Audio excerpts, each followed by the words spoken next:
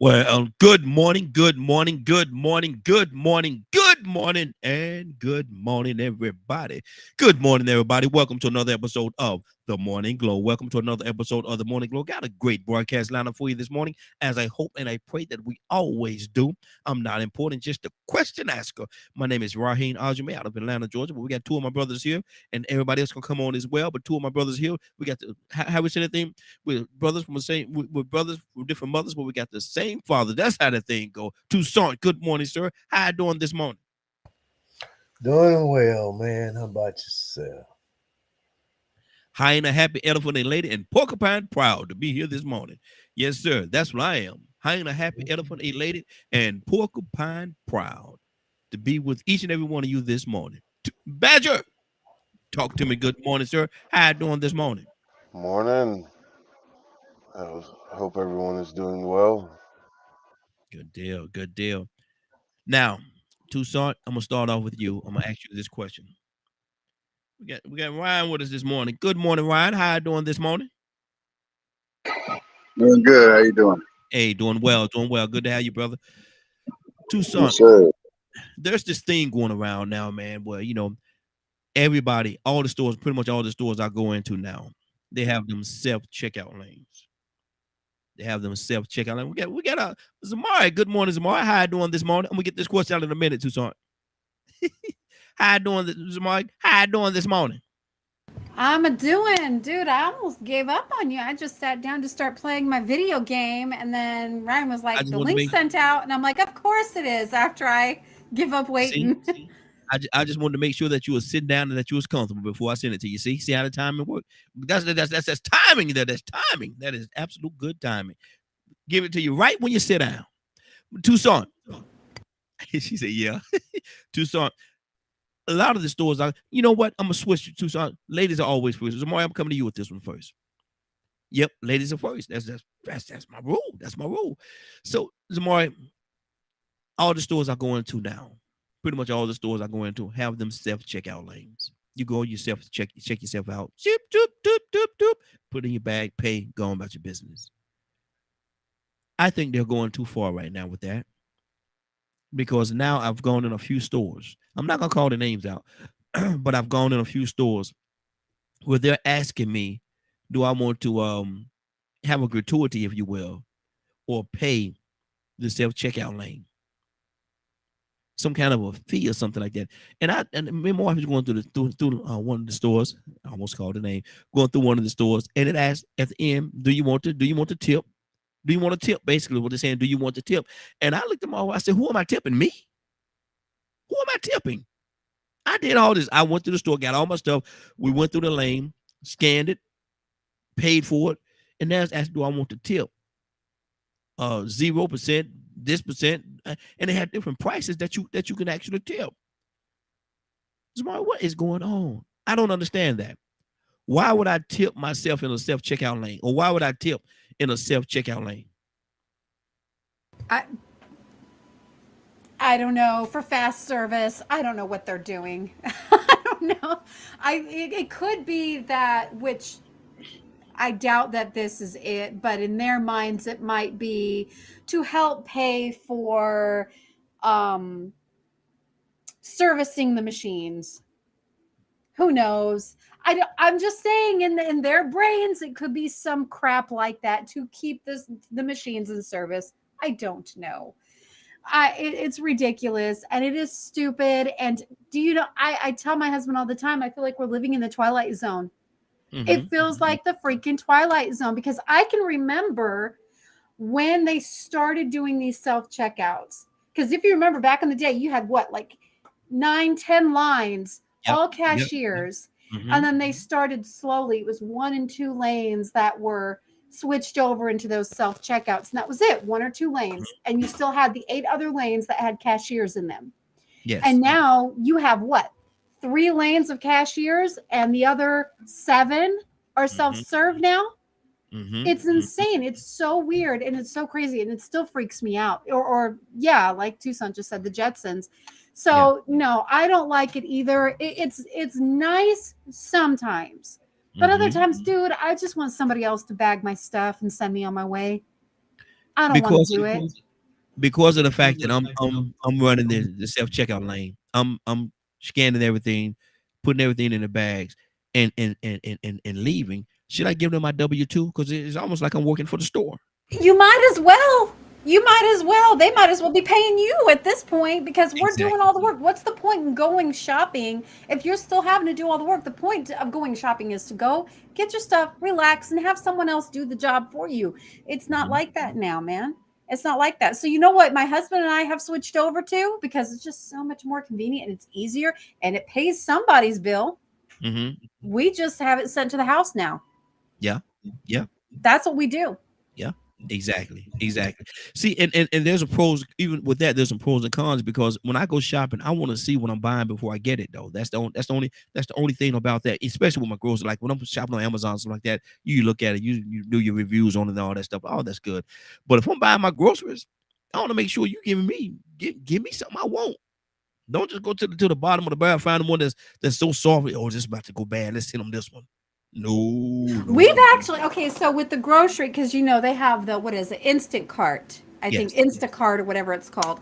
So we've actually had pretty good luck using that and having our groceries sent to us. And I mean, I've even had some of the I don't know what you call them, the guys that go and do the shopping, the shoppers, where I've had some of them message me and say, hey, the produce doesn't look that good.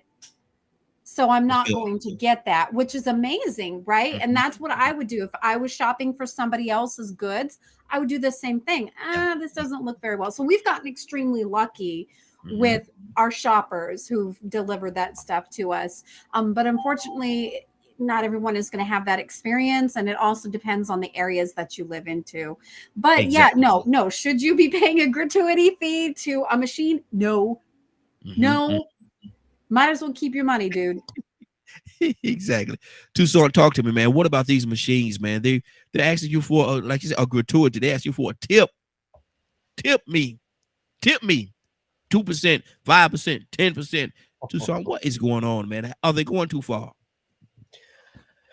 Yeah, they can go as far as they want. I ain't giving them nothing. I'm gonna have to check that, man, because I hadn't noticed. I'm gonna check it. But that don't make no sense. But I'm pretty sure it's to cover their costs that they done had. Here's the thing about that. They've unemployed somebody to put them machines in there. Exactly. Somebody's out of a job. But then again, there's somebody else has to come and service them. That ain't my problem. I just want my groceries. Yeah, I'm like you. I bag them. So at the door, I should get some extra money back. Exactly. For having to do that. How about that? Let's do that.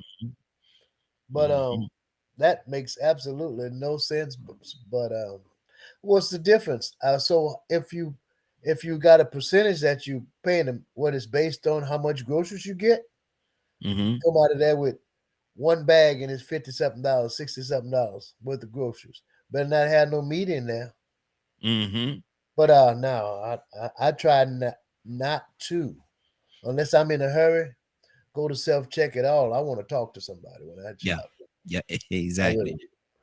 That's good. Badger, what do you think about that, man? Them asking you for a gratuity. You went through the self-checkout lane. You did all the work. They asked you to pay. Do you want to? Would you like to tip 2%, 5%, 20%, or whatever of what you just paid for? Would you like to tip? Badger, is that too far? Where in the world are they doing that at? Man, when you pay attention when you go through now, right before you pay, there's a screen that'll pop up and ask you for that. Would you like to tip? I know it's going on a lot around here. I don't know if it's going on in Texas, but I know it's going on here. I've seen it several times. Man, they probably shoot them. Mm-hmm. Oh, no. They're actually a thing. Wow. Come on, Badger. That kind of blows my mind. Mm-hmm. Why in the world are they programming them to do that now? Now I know a lot of self-checkouts, the reason that the self-checkouts even exist is because people want them there. Mm. They Not don't have those everybody. cashiers no more. Mm-hmm.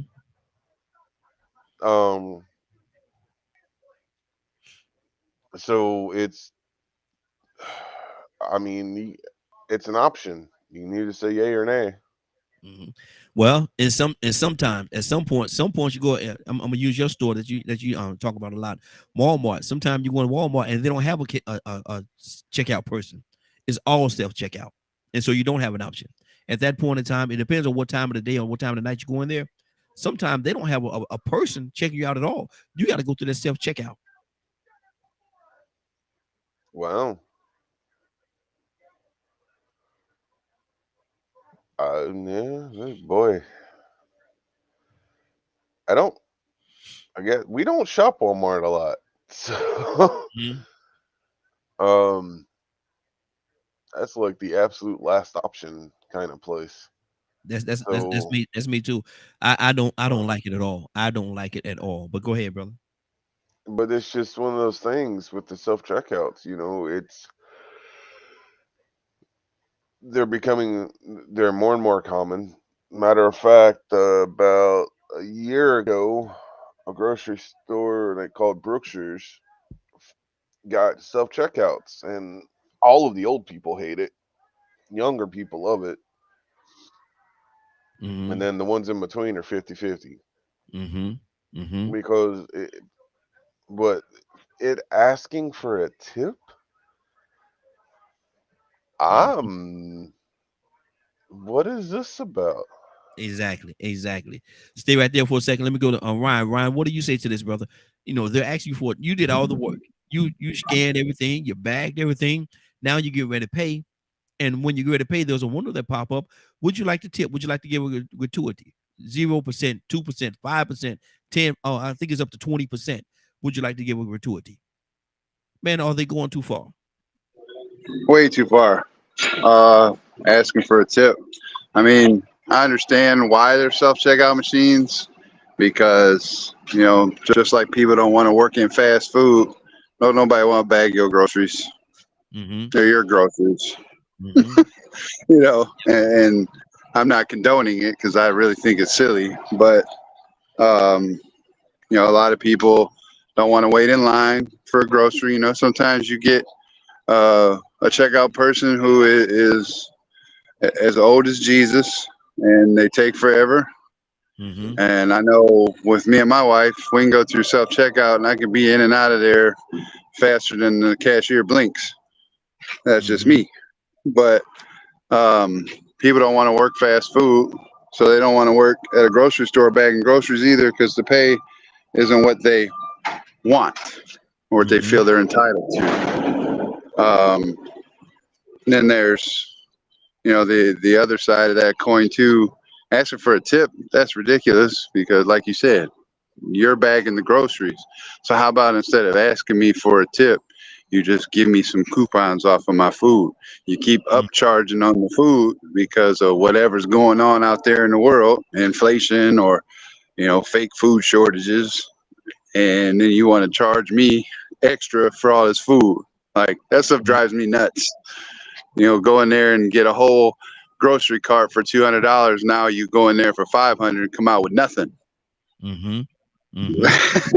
Yeah. It's maddening, but I really think it comes down to people's attitudes. Like, I could see multiple reasons for people not wanting to be a grocer. They don't want to bag your groceries, and they don't deal with your funky attitude neither. Mm-hmm. You come up there and you got an attitude like they're the ones that brought in the food and put it on the shelf. Like, some people need to learn how to respect other people. And that's probably why they put in machines, because machines don't have to deal with your crap. Yeah. Machines don't have any emotions, and they're not gonna sit there and have no conversation with you about what is this and what is that. But at the same time, my issue is why do you want me to tip a machine that I'm doing all the work on? I don't know why they want you to tip a machine. Maybe it's a coding error. I don't know, man. that sound too far fetched for me. Mm-hmm. Mm-hmm. Wow. Let me go to what we got. Our brother Pete. We got a couple of people on the phone line. Brother Pete, good morning, sir. How you doing this morning? Good morning, BKM Radio Family Channel. Listening on it. How y'all doing this morning? Hey, doing good, doing good. Asking a question, man. We're talking about you go to the and you know, I'm sure you've seen it here in Atlanta, but you go to a couple of places to do the self-checkout lane. Let's say a grocery store, self-checkout, and you scan all your stuff, you bag all your stuff, and you about to pay, and they have the audacity to have a screen that come up before you pay, asking, do you want to tip 0%, 2%, 5%, whatever, and you did all the work. It's self-checkout lane, but yet and still they want you to tip the self-checkout lane. Pete, are they going too far with that? Yeah, they're going too far with that. They want us to tip a machine. That's ridiculous. You can't have it both ways. That's the American way, though. You know, have your cake and eat it too. If you're gonna do away with the human factor, I'm tipping the machine. Yeah. So I'm just contributing. You charge like my dear brother just said. We already paying top price for this stuff, and then you want us to turn around and tip you on top of that? That's just going straight to the corporation. What is it? A business, a fee, a processing fee for the computer. I mean, what is it? Yeah. Who comes up with this type of nonsense? If anything, they should be giving us money off. Exactly. For being a temporary employee. I mean, make sense. I joked earlier, but you know, it was slightly serious as well about maybe I should send on my W-2 at the end of the year because I've done all the work. I've come in here and I've done all the work, and now you want me to tip you? I did the work. I bagged it up. I scanned it. I bagged it, and I took it out to my car. But go ahead, brother. Part-time manager around here, man. Come on, man. You want me to do this for free and turn around and pay you? Exactly. How much they charging per bag? Because in some states they charge for the bag. 2 cents, 5 cents, 10 cents for the bag. So you got to have your own, reusable bag. Exactly. The grocery store. Right. So take that charge off then, since you're bagging it yourself. Exactly. I think in this instance right here, man, I think they're absolutely going totally too far. Rico, good morning, sir. How you doing this morning? Man, I can complain. How everybody doing this morning? Hey, doing good.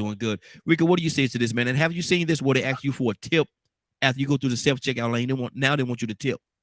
Like you do in a restaurant or something, I guess. But they want you to tip. You did all the work. Self-checkout lane, man. You scanned it. You pushed it up there in your cart. You scanned it. You bagged it. Now you're about ready to pay. And before you get to the pay window, they ask you, do you want the tip? 0%, 2%, 5%, 10%, up to 20%. Rico, are they going too far, brother? They've been going too far. You know, but that's the way profit and greed works. You know, what they're doing, they pretty much manipulating our mental illness. Because they understand that we already participating in a system that they can't believe we even still cooperate. But the rat race and the rat study system has proven now that we are addicted consumers. But see, I'm cost conscious, so I will go to Walmart every now and then and buy certain things because it's cheaper. You know, sometimes I go to Sam's and buy certain things because it's cheaper by the unit. I buy in bulk. And so I saw it, you know, I was like, man, they got a lot of nerve, especially being that this family is one of the richest families on the planet, according to the Forbes list, you know, to the monetary system. The family is one of the richest families on the planet. And they're trying to find another way to make some more money. That's capitalism. Now, if you can mind screw people into participating in the system with joy, if you could mind screw people into being willing consumers, yes, I gotta have it. Yeah, you know, it can easily work.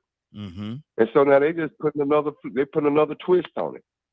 They essentially what they're doing is it's almost like saying, hey, you came here to shop with us, now we're gonna charge you a little extra for doing it.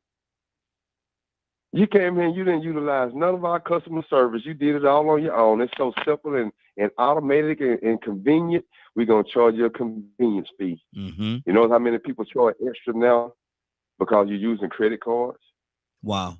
Yep. But it's less transactions. You know what I'm saying? You don't have to do anything But just swipe a card now, punch a few buttons, $5 credit card fee, transaction fee. Everybody trying to get their fingers in the pie. They're trying to get a little bit out of somebody. Mm-hmm.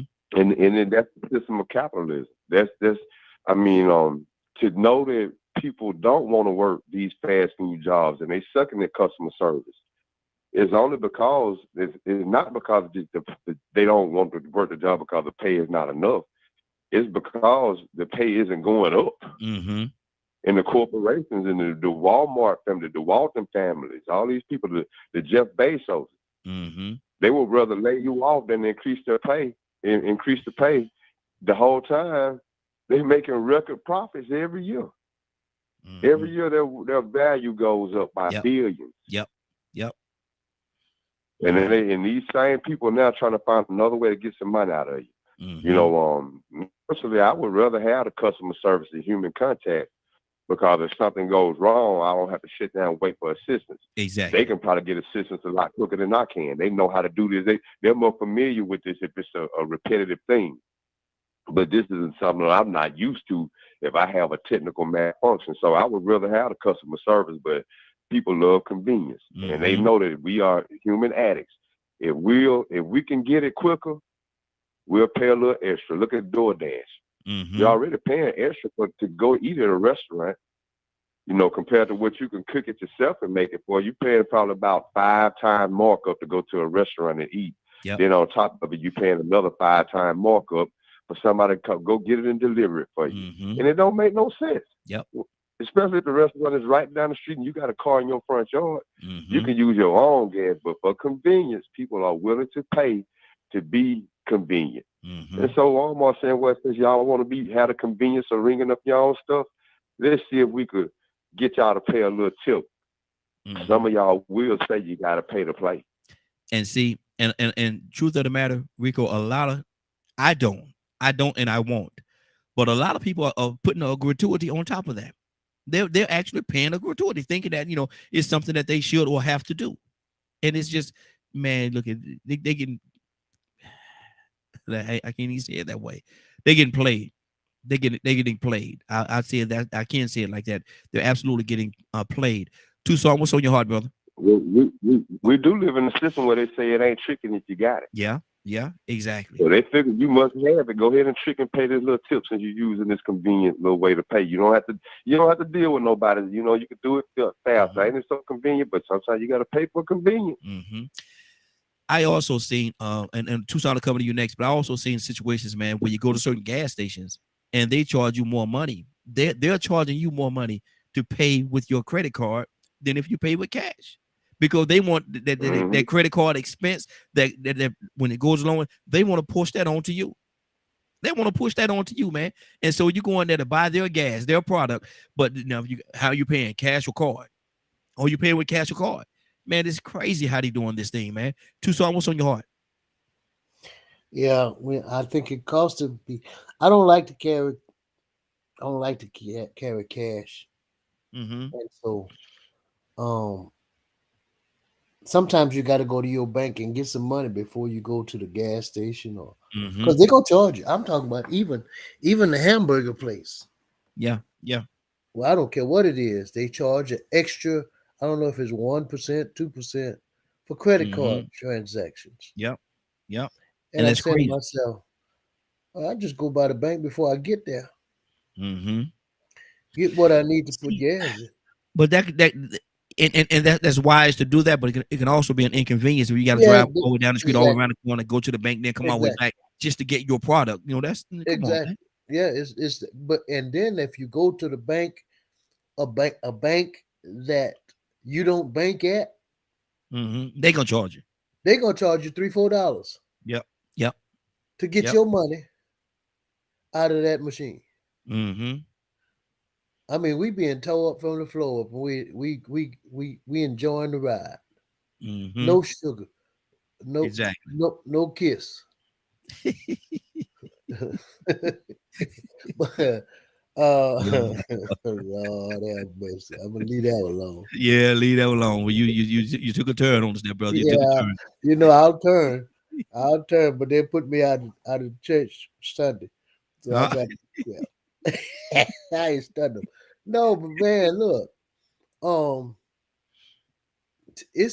you'd be surprised how much money you spend trying to get either your product or service or extra just by being convenient. Yep, exactly. Here's a person that does the same thing you do, and you go into the convenient aisle, and you charge more for the same thing they get. And then you talking about get a tip. If you use your credit card, you're gonna pay more than that. A lot, yes, sir. Yes, sir. Absolutely. Absolutely. So we've been, I put up there earlier the Jetsons. I didn't know it was gonna be so bad when we live in the ages of the Jetsons.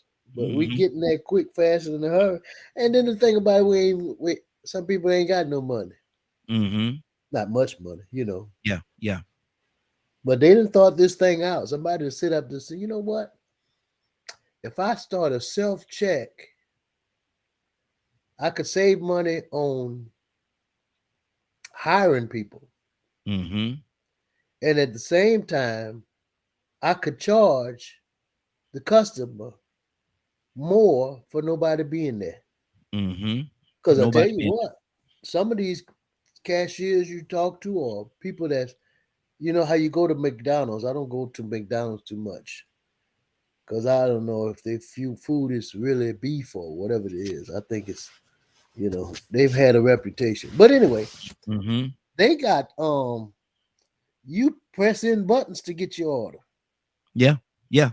They didn't modernize themselves and they charge you more. But when you go to some other restaurants, I went to I think it was a Wendy's. And I ordered my food and they say, pull up to the first window. I pull up to the first window, nobody there. So I went to the second window. You know what I heard? What's that? He act like he can't back up. Back up. When I went there, you wasn't there. I'll have put my car right in drive. I ain't paid nothing yet and pull right on out about my business. And then here's the thing about it is right here. My wife said, she said, don't say nothing. Don't say nothing. They're going to put something in your food. So they don't like to say nothing. I say something. I don't care. I bless my food and keep it moving. But most of the time I do like you, Raheem. I say, look, first of all, let me speak to the manager. And if I pay my money, give me my money back. Yeah, yeah. Well, can you pull up?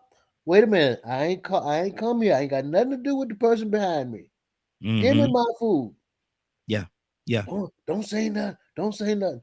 Because they'll put some additives and preservative in your food. Exactly.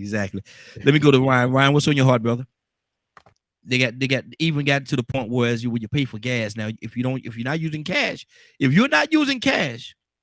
gonna charge you a little more money because they gotta pay that. Now they gotta pay that credit card fee, that processing fee. So why should we pay it? You don't want the gas. You pay it. Well, it's called convenience fee because it's for your convenience. If you don't want to be convenienced, don't pay it. I mean, if you don't want them to help you out, and so you don't have to go to the ATM, spend the gas to get to the ATM, take out the money, drive back to the grocery store. It's a convenience fee. It's convenient for you. It conveniently increases their income as well. Exactly. It's a convenience. It's like when you go to the liquor store. You try and buy a little bottle of orange juice. It's $2 more expensive than at the grocery store because it's a convenience. Everything's based off. Rico say it all the time. It's all based off of pleasure, entertainment, and convenience. They make their money off of that because people want it now. Everything is right now. Gotta have it right now. Got time to go to the ATM. I need it now. Nobody has time for anything anymore. So they will pay that convenience fee. They will pay that tip to the machine that didn't bag their groceries. Mm-hmm. Exactly. And most people don't even check the receipt. That's Mm-hmm. what's funny, is they'll see that pop up on the screen and, oh, what's this? And they'll just press a number. And it'll come off of their card, and they never even looked. Mm-hmm. Because people don't have time to pay attention. They can't afford to pay attention. Yeah. Exactly. Wow. And that's crazy, but that's true. That's absolute truth. Pete, talk to me, brother. Brother Pete. I'm not paying if I can get out of it. I'm like them. I don't do the Uber list. I don't even trust somebody bringing food to me like that. So I'm not doing that. And if I gotta bring my own bag, and I'm not gonna give you a tip. Mm-hmm. What else? This is ridiculous. And like you say, those banking fees, that's been insane for a long time. Yeah. That's just the consumer not understanding the power they have, putting up with nonsense, charging you stuff just to charge you. Mm-hmm. I mean, it's an ATM machine, isn't it? So I mean, Mm-hmm. why is it so? Oh, it's outside of our network. Are you in the FDIC? You part of the U.S. Treasury? What are you talking about? You just Federal Reserve notes? You in the network? Mm-hmm. It's not making sense. So yeah, if I can get away from paying it, I'm not paying it. And like the conversations have gone, the greed, man. Good Lord. I mean, you got to squeeze every little piece of juice out the lemon. Mm-hmm. I mean, every little piece. You're going to squeeze it till there's nothing left at all. Mm-hmm. My goodness. How much? How much? You're saving money. CEOs of these banks. See, and Pete, what it is, look at what it is, Pete, they're actually saving money not having a cashier there. So they're saving the money that way. Now you're bagging your own stuff, and now they want the money on top of the money that they're saving not having a cashier there or a bag person there. They're saving on those two because you're doing the work. Now they want you to tip a machine that did nothing for you. Go ahead, Pete. Talk to me, brother. Make it make sense to me. Come on, man. It don't. You cannot make sense out of stuff that don't make sense. Mm-hmm. Period. You just cannot. And it doesn't make sense. It's just pure greed.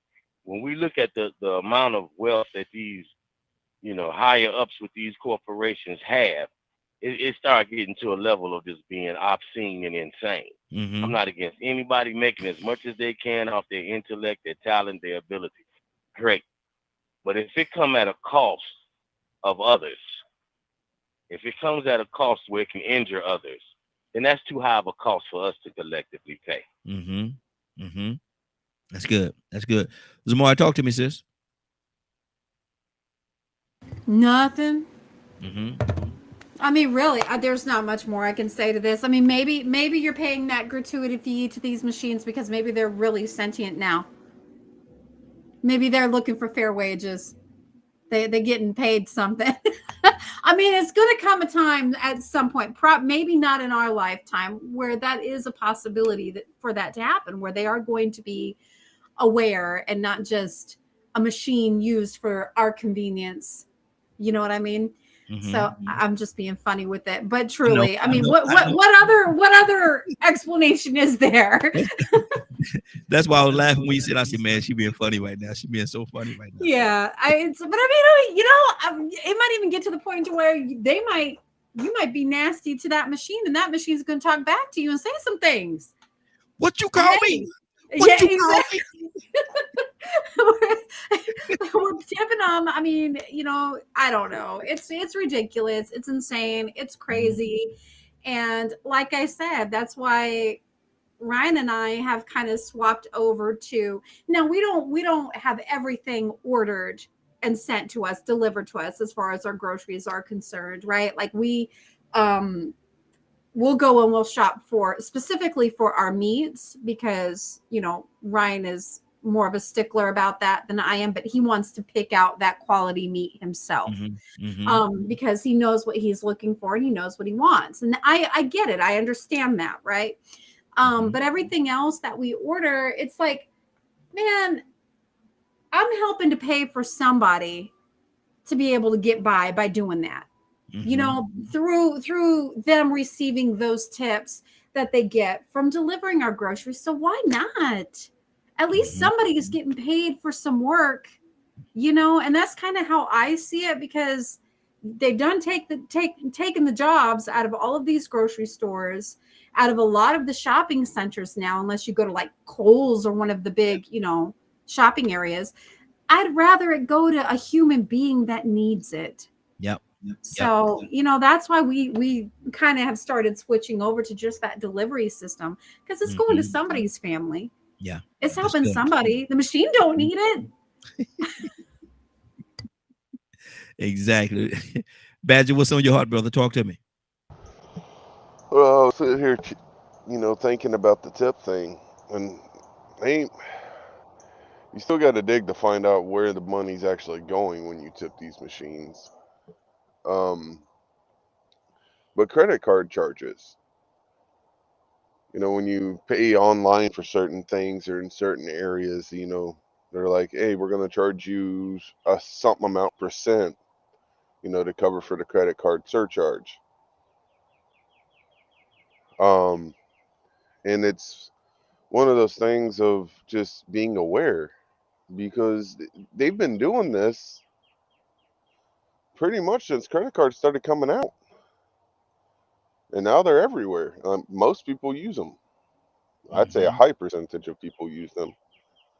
And there's always been these little extra charges here and there. Gas stations, you get cheaper gas if you pay with cash, but that also means you got to run by the bank. And depending on where your bank is, you're going to drive for a minute to get to a bank, at least where I'm at. So those are the pros and cons that we as a society has chosen for convenience by putting the people in power in positions that are in positions. So to be honest, the way I look at things is it's our fault, because we like to live in insanity for some reason. Okay. Let me go to let me see who else we got here. Who I got? Rico. Let me go to Rico. Rico, what do you say to that, man? Is it our fault? Because I can agree with a lot of what he's saying right there. But is it our fault? Of course, it's our fault because we participate. I choose not to participate. You know, that's why I don't like how people can take certain words and causes and flip it around. You know, I can remember when the Rainbow Coalition meant one thing, and the rainbow was a representation of the Rainbow Coalition and what it flipped to now. And so I look at this thing when people say about a woke culture. You don't want to be woke. They want to look at woke as being negative because other people have taken it and made their agenda the biggest part of it. But man, this is really the exploitation of sleep people. This is the exploitation of sheep. People that have really been distracted around, and they hooked on immediate gratification. So if you think you can go through the self-checkout a little quicker, well, we'll provide you this convenience. Yeah, come on in and out, because I'm one of those people. I could go in Walmart, man, and I'm in and out of there in 5 minutes, man. I got everything I need because I know to go and look for what I specifically wanted to get. I ain't got to go window shopping or just browsing or strolling. I'm walking through that joker like I'm exercising, speed walking. Let me get what I need to get, because if I start looking at too much stuff, I'm going to start getting stuff I didn't come in here to get.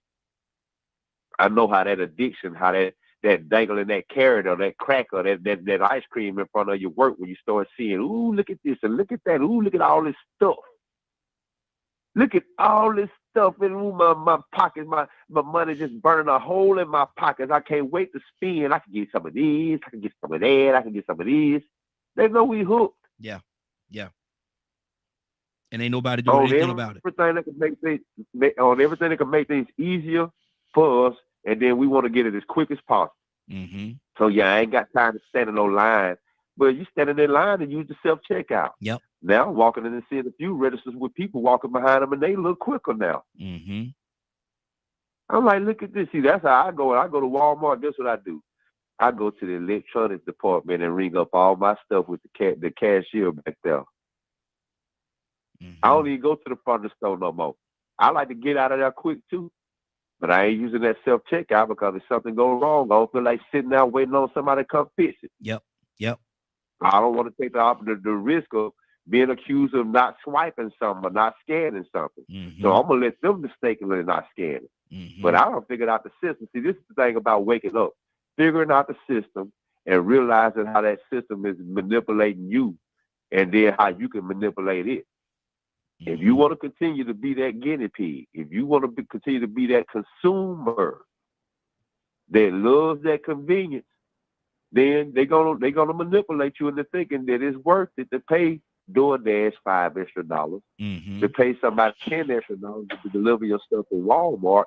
Well, you can just go in Walmart and do it yourself. Oh, but I don't like being around people and they got on masks and they ain't got on masks and they don't this. And I'm not a people person, so I spend a little bit extra. But then at the end of the month, you're talking about how you're struggling. So it's all these extra little fees that we paying for convenience, man. In my mind sight, in my mindset, I'm thinking waking up is the way of understanding how this producer and consumer thing works, and how addiction works, and how immediate gratification works, and how when we start thinking about slowing some things down or just being, I say cost conscious or using logic, some things we're paying for, we ship for, even water. We pay convenient. We pay for the convenience of having bottled water, and we find every reason in the world not to find a way to make our water out of our faucets good enough to drink, sterilize it. They got all kinds of little things you could buy to make your water pure, but instead we'll go to the bottled water. So this convenience fee, man, and this immediate gratification, this quick, fast, and a hurry mindset, you know, you got to pay to play, and it ain't tricking if you got it. But sometimes you ain't got it like you think. But your desire to want it so quick will let you know, well, I got it right now. I'll make it back up later. That's an addictive mindset. Exactly. Wow. 508-924-3521. 508-924-3521. Anybody else got anything else they want to say on this convenience situation, man, or how they're pimping us out of our money, or do we just want to give our money away? Or we just, you know, we doing so good, we don't care about giving our money away. We're gonna tip a machine, a self-checkout machine. We're gonna think because they say that it needs a tip. We're gonna go there. We're gonna push up to the register. We're gonna scan everything. Beep, beep, beep. Bag it up real nice and real neat. You tipping the owners of the machine. Yeah. That's what it is. Absolutely. And where does the money go? And when do they start? What limit is it? Okay, let's just look at it like this. What is the limitation? Is there any limitation as to how much of your money they're going to take? I promise you there isn't. Because as long as you continue to tip, they're going to continue to take it. They're going to continue to take it. And so it ain't like they can say, well, this machine needs this amount of money for its upkeep for this particular these amount of months. So when we get to that point, we're going to stop asking you for your money because we don't need it no more. You think they're going to do that? You think they're going to do that? Pete, talk to me, brother. Holler at your local farmers and stay out of the GMO grocery store. How about that? It's next to nothing in there that's good for you anyway. Read the label. I mean, you got to soak your vegetables in vinegar and scrub them and all type of stuff just to get the film off of them. I don't know what we call them, anything that grows with a seed that don't have a seed in it. What is that? What kind of Frankenstein food are you feeding us? I mean, you're making chicken in the dish. You're making fish in the dish. What are you eating? Do you know? You'd be better to go back to your local farmer, go walk the ground, see how he's growing it, right? And get you some real old-fashioned, true food. How about that? And you would be amazed at the change in the grocery store. The quality would come up, the service would come up, and the prices would go down. God bless America and no place else. How did that work out? Wow. That's good. Toussaint, talk to me, brother. No, we done got played, man. And we don't even know how to turn it around. Can't turn it around. They done got used to taking our money, and we got used to giving it. Wow. I went to I think got a hamburger from a burger stand, and they say, we charge something percentage for if you call it credit. I say, don't worry about it. It is what it is. Mm-hmm. But and you know, I ain't checked my Walmart. I guess a Walmart. If I go to Walmart, I don't never check my receipt. You know, Mm-hmm. itemize. I know what I get because I when my hands get full, I be heading to the cashier. Yes, But sir. I don't. If I go to the self checkout, I don't look at the receipt. I keep it moving. Mm-hmm. So I think I've been jacked and didn't even know it. Many times over. Yeah. So man, oh going. So I don't know, man. Ain't much. I just we live in this world that hey, like I say, I'd rather use my card than get knocked in the head. Well, they knock you in the head and make you use your card at the ATM nowadays. Exactly. Exactly.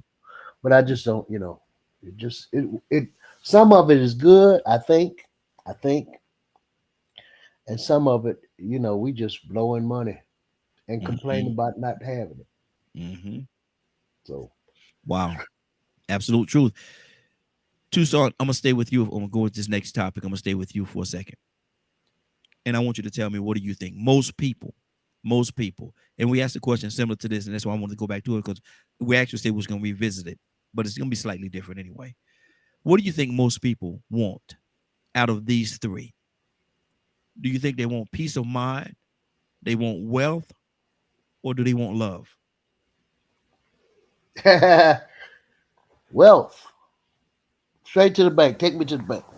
Mm, That they think wealth will give them peace of mind when they see rich folk blow themselves in the head, jump off of mm, high rise buildings, mm. and Wow. what the last one? Well, love. Love, yes. I can love myself if I got a pocket full of money. Wow. Yes, you said most people. Most people, yes. Yeah, most people. It's about getting that bag. Mm, I mean, you know, they got people neglecting their children that they say they love, trying to get that bag. mm-hmm. You know, if you expose yourself and people start watching you on social media, you know they start paying you, right? Mm. Pimping. Pimping them. Yeah. Mm-hmm. You ain't. Don't you call me no hoe. Oh really? Oh Mm-hmm. really? Mm-hmm. I'm sorry.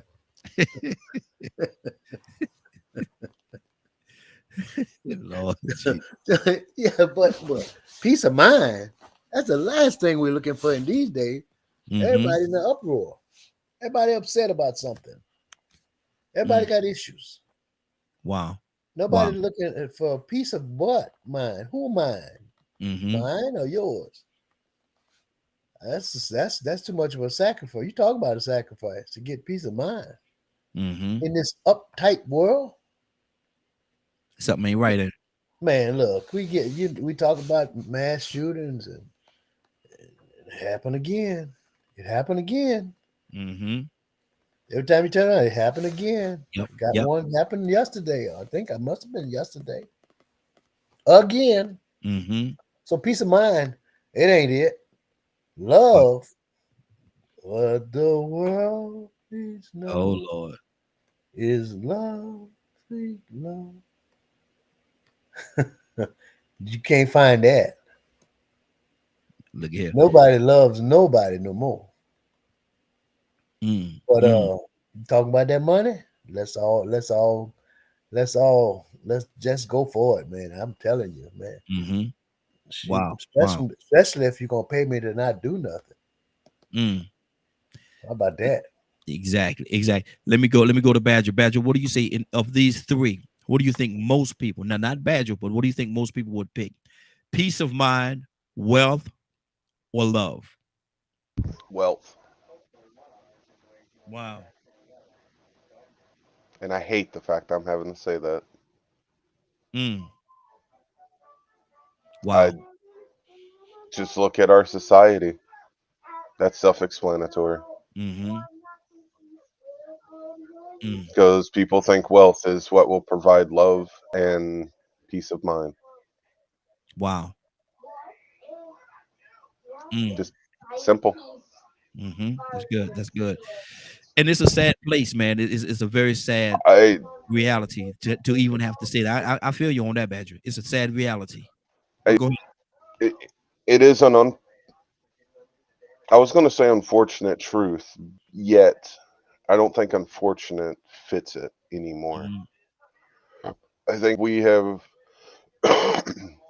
gotten so wrapped up in trying to survive that the other two are a lot less thought about in the way it used to be. You know,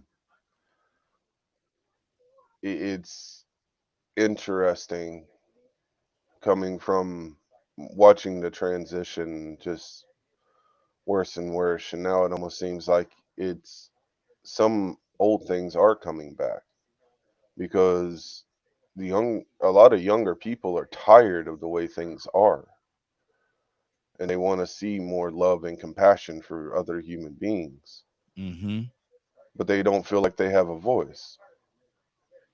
Now some of them have started mental health advocacy and different other ones trying to go, hey, we're in a messed up system here. And you'd be surprised at how many people we have run into that are like, yeah, but how much is that going to cost?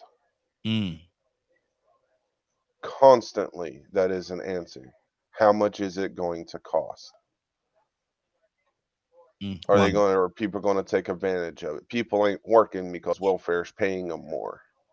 So what incentive do people have to work? Calling people lazy for being on all that kind of stuff when welfare shouldn't, in my opinion, welfare shouldn't give you more wealth than working a job. And if it is, that's a scary system. Wow. That really is. So, but to live in this society, folks have adopted wealth as the main thing that they want. Let's keep this thing going. Let me go to Zamari. Zamari, what do you say to this? What do you think most people as a whole want? Peace of mind, wealth, or love? I have to say, I have to agree. It's most likely wealth that most people want.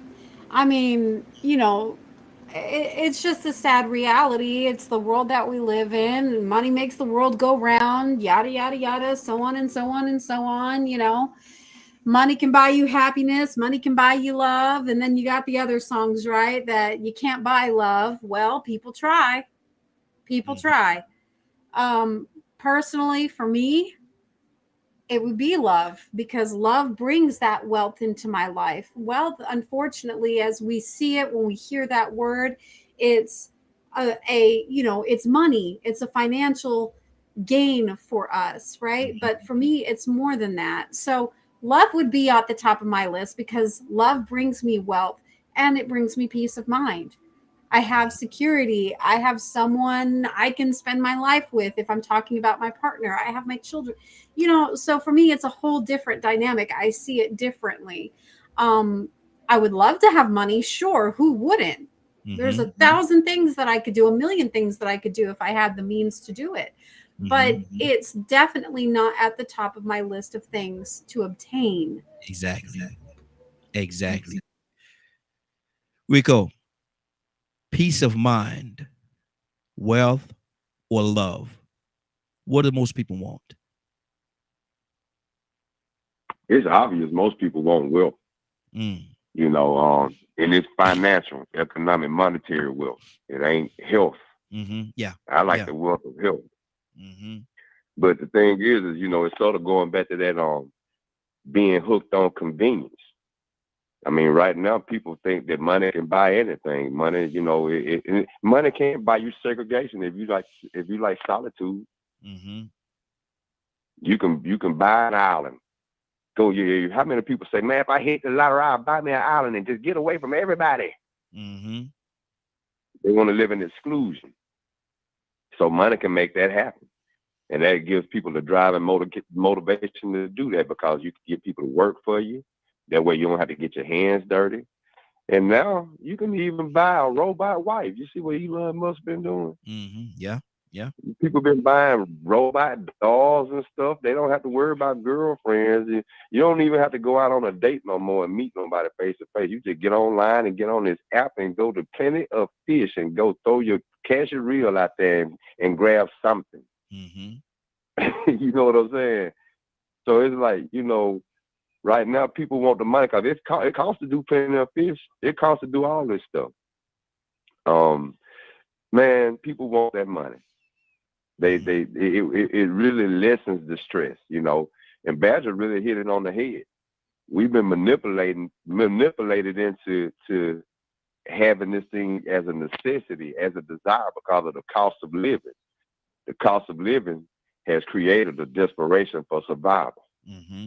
So when you're desperate to survive, every time you turn around, somebody see an opportunity to make some money. Supply and demand. Or somebody wants some of that, you can make some money off of that. Hey, boy, you can make some money off of that. Hey, what you doing with that right there? You know what? You can make some money off of that. Because they know if they get that money, they can make everything easier. But then some people say more money, more problems. Yep. Because guess what? You got desperate people.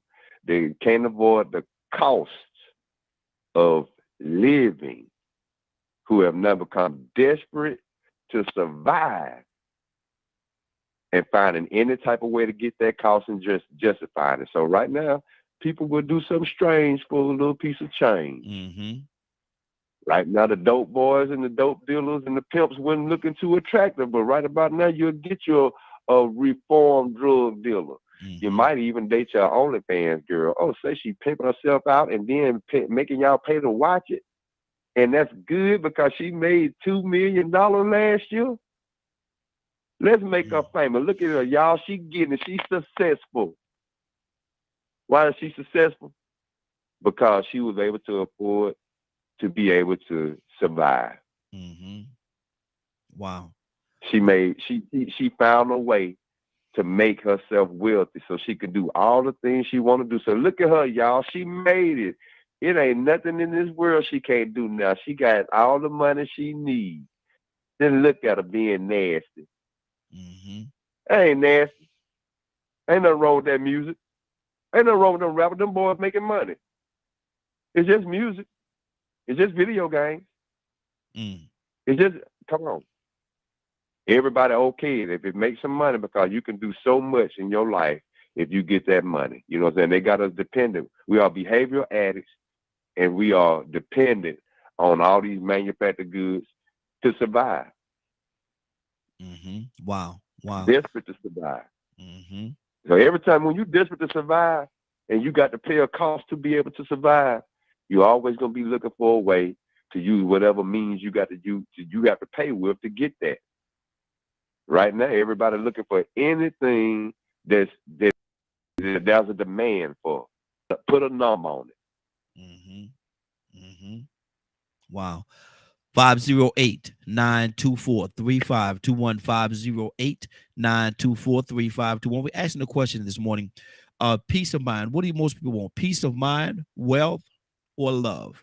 Peace of mind, wealth, or love? Ryan, talk to me, brother. You're asking what people want, right? Most people, yes. Yeah, most people just want money. Money in a perfect scenario, money solves all the problems, right? So let's just get a bunch of money. Don't really work that way. But is that reality? No, that's not reality. Because one, most people ain't finna get their hands on copious amounts of money. And two, even if you do, it's more money, more problems. You know, you get more bills. You get more of them letters in the mailbox. You go out and buy more stuff than you need. You know, that's the problem with having the comforts of money is you think it's never going to go away. Most people don't manage their money right, and so they just go out and live lavishly. That's why you see these people win the lottery, they end up broke. Yep. Out on the street. So, money comes with its own subgroup of problems. For me, I'm looking for that peace of mind. Like Rico say, I'm looking to be isolated away from the rest of the population. Because I can live off the land. I know how to survive without cash. Do I like to have it? Do I like to buy items? Sure. Everybody does. But money is the root of all evil, as they say. It makes people greedy, makes people kill, destroy, cheat, lie. All of the negative labels you can put on something, money's right there next to it. There's not too many positive labels that go along with money, though. Wow, that's good. Pete, what do you say it is, Brother Pete? Peace of mind, wealth, or love? I had a young brother, Ty, I had brought on. I'm trying to see if he wanted to say something. Greetings, everyone. To your answer, it's wealth. And what we've been doing here at Human Agriculture Cooperative is assisting individuals learn about how they put the white tax on us on everything. And we're really focusing on food and water, because those are the two basic necessities in life, besides, our love for God. And everything else is a want. So what we've been focusing on is that recapturing the wealth in our community, working within each other, building Black Wall Streets, building farms and grocery stores, because we all know all the the phrases, money is evil and everything, but money is only evil if you use it for evil things. But if you use it for positivity, and you use it for sustainability, and you use it for pulling your people together for a larger plan, then you can use that money for good. That's good. Tell me about your organization, brother. We are Human Agriculture Cooperative. We're a non-for-profit in Fort Wayne, Indiana. We've distributed over 3 million pounds of food to several cities in the Midwest with the help of our partners, the Trump administration, Michelle Obama, and basically during the pandemic, when our city wasn't helping our community, when our city wasn't helping Indianapolis, Chicago, Evansville, Cleveland, and a couple other cities, we were right there providing thousands of pounds of food, healthy food, to help them through the pandemic. That's good. And you all are in Indiana, based out of Indiana? Yes, sir. But we have a network of Black and white farmers that span all over the United States. And what we're doing is we're creating chapters of our organizations to teach our communities not only to work together, but also start working towards your own food. I mean, there's so many quotes that basically said, "Whoever feeds you is your master." We need to start being our own masters. Absolutely. I want to catch up with you, man. We'll see, can I get your number, if it's okay, from Brother Pete, man, so I can actually get your call after the broadcast. But let me ask you this question as well. What do you think most people want? Do you think they want peace of mind, wealth, or love? Do they want peace of mind, wealth, or love? Well, as I stated, it's wealth. Because we live in a capitalistic society, and everybody equate wealth to happiness. In reality, happiness is preparing your next generation. It's making sure that the descendants that you leave behind have all of the knowledge, which is the real wealth, have health, which is real wealth, have a race first mentality. That is real wealth for our community. Good deal. Brother Pete, anything on your heart, brother? Talk to me. Well, I had mentioned, I didn't mean to cut in, but I had mentioned about going and getting fresh food. I didn't want it to seem like I was just talking. We want to, give suggestions and then come right behind it with solutions. Because, you know what the listening audience doesn't know. I'm not a loudmouth talker. I'm a doer. In the background, what I say, I do. So, we're not talking theory and screaming out and hollering, it's a fire in the hallway. No, bro, I'm coming in with a gasoline set of dynamite and blowing this place up and setting it on fire. So let's just be clear. That's what I had to say. But on that point, wealth Wow. on the point we talking about now, wealth. just because of where it is. Wealth. Me personally, I don't necessarily value wealth over love. No, I don't. Me personally, it's not. I mean, I got all the money, all the wealth, all the trinkets, all of that. Okay, what else I got? Yeah. Because if I don't have my health, the wealth is gonna leave. If I don't have somebody to share it and enjoy it with, I'm gonna be here by myself with all the best of what I'm gonna share with my dog, my goldfish, my favorite parakeet. I mean, what? I'm gonna drink myself to sleep, smoke myself to sleep, inject myself, snort myself. You know, and I'm partying here, wealthy, all by myself. Make it make sense. And I know the reality of that particular question that I asked, and I know the reality of it is a lot of people, most people, quote unquote, most people are going to lean more towards that wealth. But man, how valuable is peace of mind? How valuable is having a peace of mind, man? And you know, that love is beautiful, and we all love love, but peace of mind is something, man, that a lot of people live their whole life and never even touch on. Never even touch on a piece or a part of that. Zamari, what do you say to that peace of mind? What about it? How valuable is it? How valuable is it? It's extremely valuable. Without peace of mind, you really don't have anything else. You're going to be walking around in this world dazed and confused, I guess you could say. You know, you're not going to have any. You're going to be angry. You're going to be angry. You're going to be bitter, you know, I feel like. And I think that's what we see a lot of in our society now, is a lot of angry, bitter, unfulfilled individuals because they have no peace of mind and they don't know how to obtain it, where to obtain it, what to do to obtain it.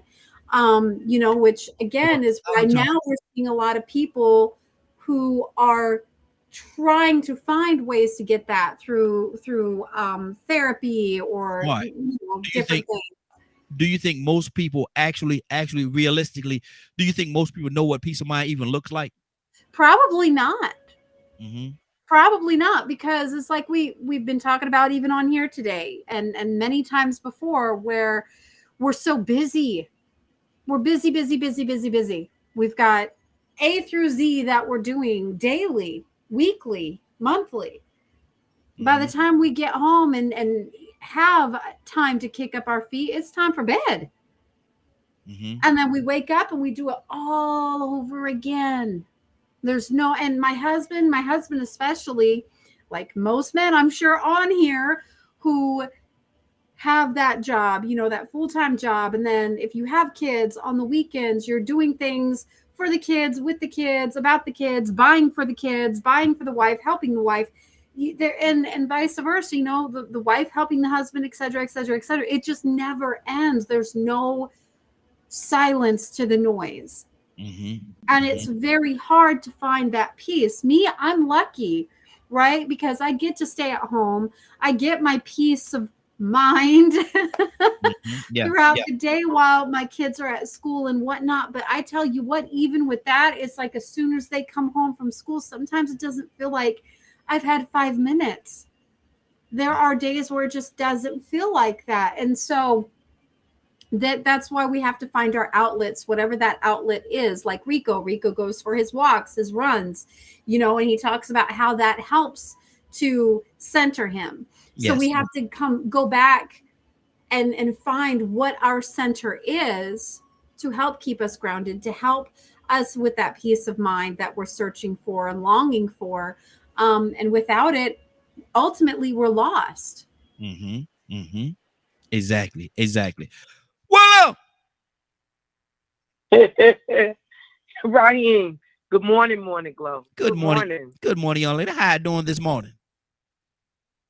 I'm doing fine, Raheem. Good this morning. Good deal. We're asking a question, and I'm gonna give you 2 parts. First, I want to know your answer on this. What do you think most people would rather have of these 3? Peace of mind, wealth, or love? Well, I can only answer for around the circles that I've been in and I see around me. And most of them that I see around me, they rather have money. So they rather have the wealth.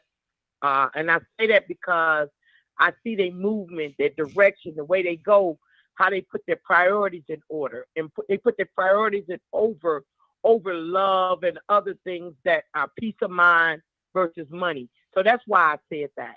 So I could say that just with the people I know. I couldn't say everybody, but just mostly and like my young nephews and nieces and cousins and even some of the older family members.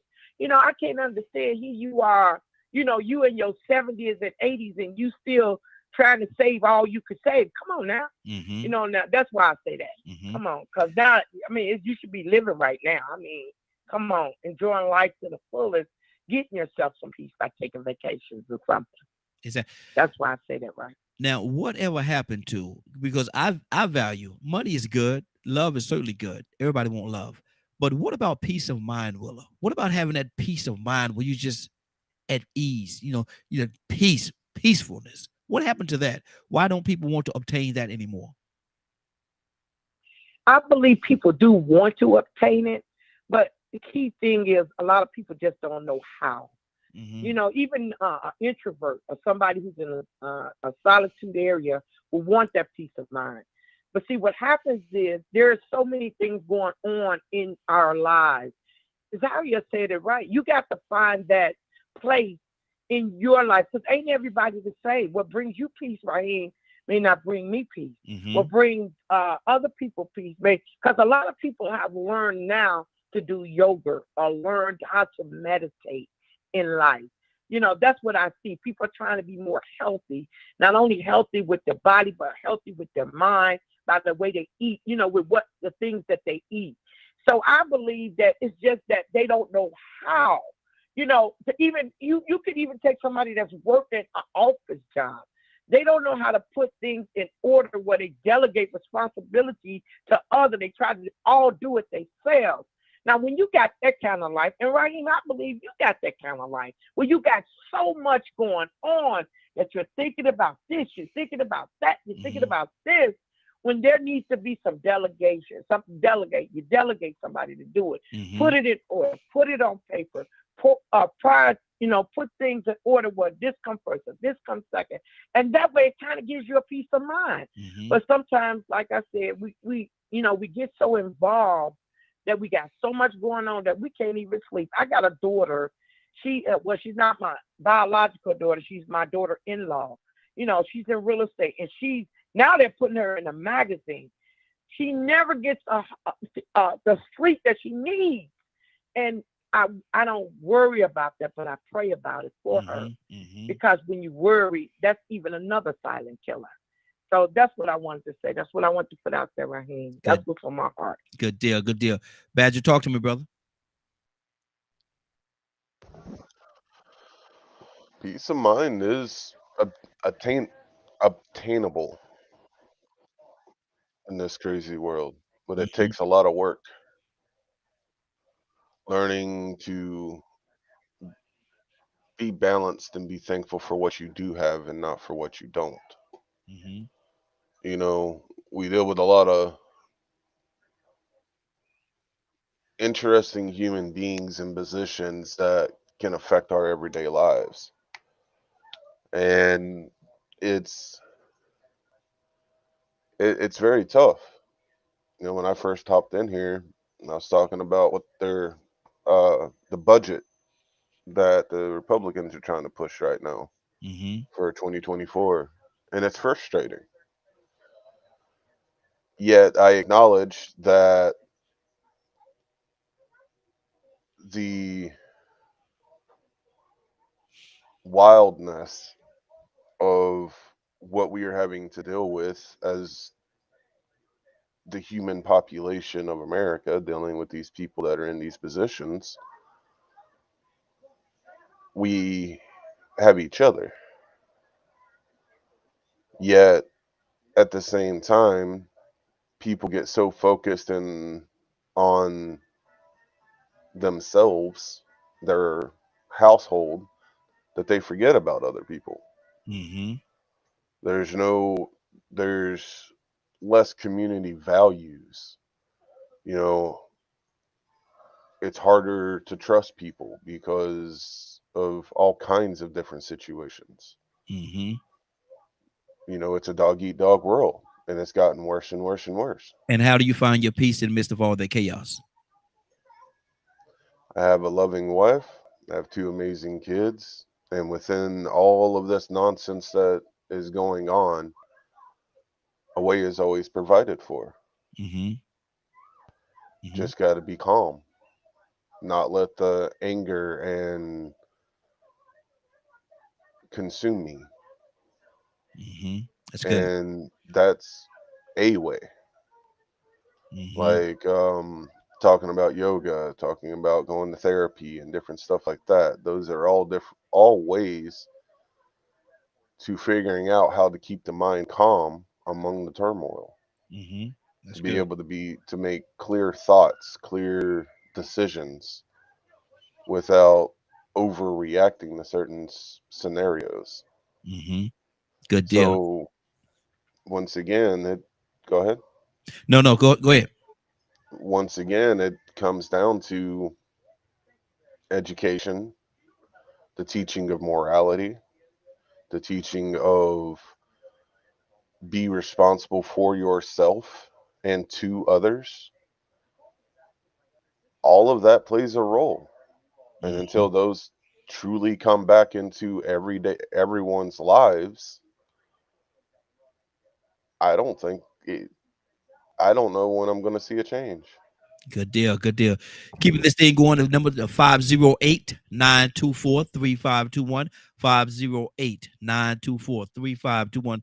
Asking the question this morning: what is more important to most people's lives? Peace, wealth, or love? Peace of mind, wealth, or love? Rico, what's on your heart, brother? You know, you asked a question about peace. And, you know, the reason why we don't see a lot of peace going on because a lot of people don't know what peace look like. Exactly. Peace is a little too slow for some people. They have to sacrifice wanting to do some things that's exciting and fun and entertaining and makes them laugh. And this, you know, this dopamine that we need to the brain. Sometimes it's hard for people to just want to sit down and just say, hey, let me take a break and get away from everything. You know, sometimes I feel like COVID was like something that was spiritual. I sort of felt something like that was going to happen before it happened. How I was seeing, you know, there's a lot of chaos. People were going crazy and fighting over the chicken sandwich at Popeyes. I mean, I was just seeing this mindset of zombies and sheep and addicts. People dependent on dope. Dependent to get that dopamine moving. Ooh, I heard that chicken sandwich was fire. Is it good? Yes, good. It's good. I gotta have one. Gotta get me one too. Gotta go order chicken sandwich. Chicken sandwich. Chicken sandwich. Somebody got killed over them chicken sandwiches. Yep. I said, man, something that the world got to slow down, man. We too codependent, man. Everybody acting like dope fiends and junkies. They looking like Samuel Jackson on Jungle Fever. They gotta have it. And they don't care how bad they make themselves look and what kind of example they leaving for the children that's watching them. So the children ain't seen what peace look like. But then we sit back and talk about the good old days before we even had air conditioning. And when the cable used to go off at midnight and they played the Star Spangled Banner. And families didn't have no choice but to sit back and have weekends together.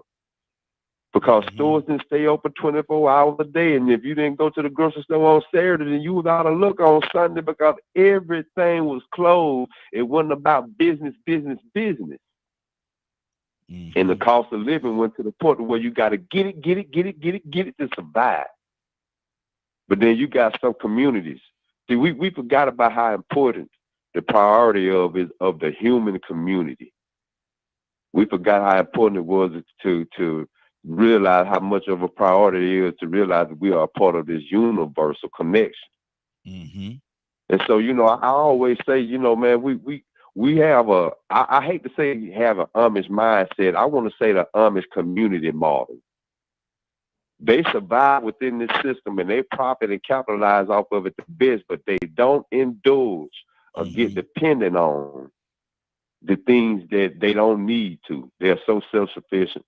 Yeah. So that's why I was glad the guy that came on talking about the farmers. So we speak about this all the time. I encourage the young man to start his own little garden.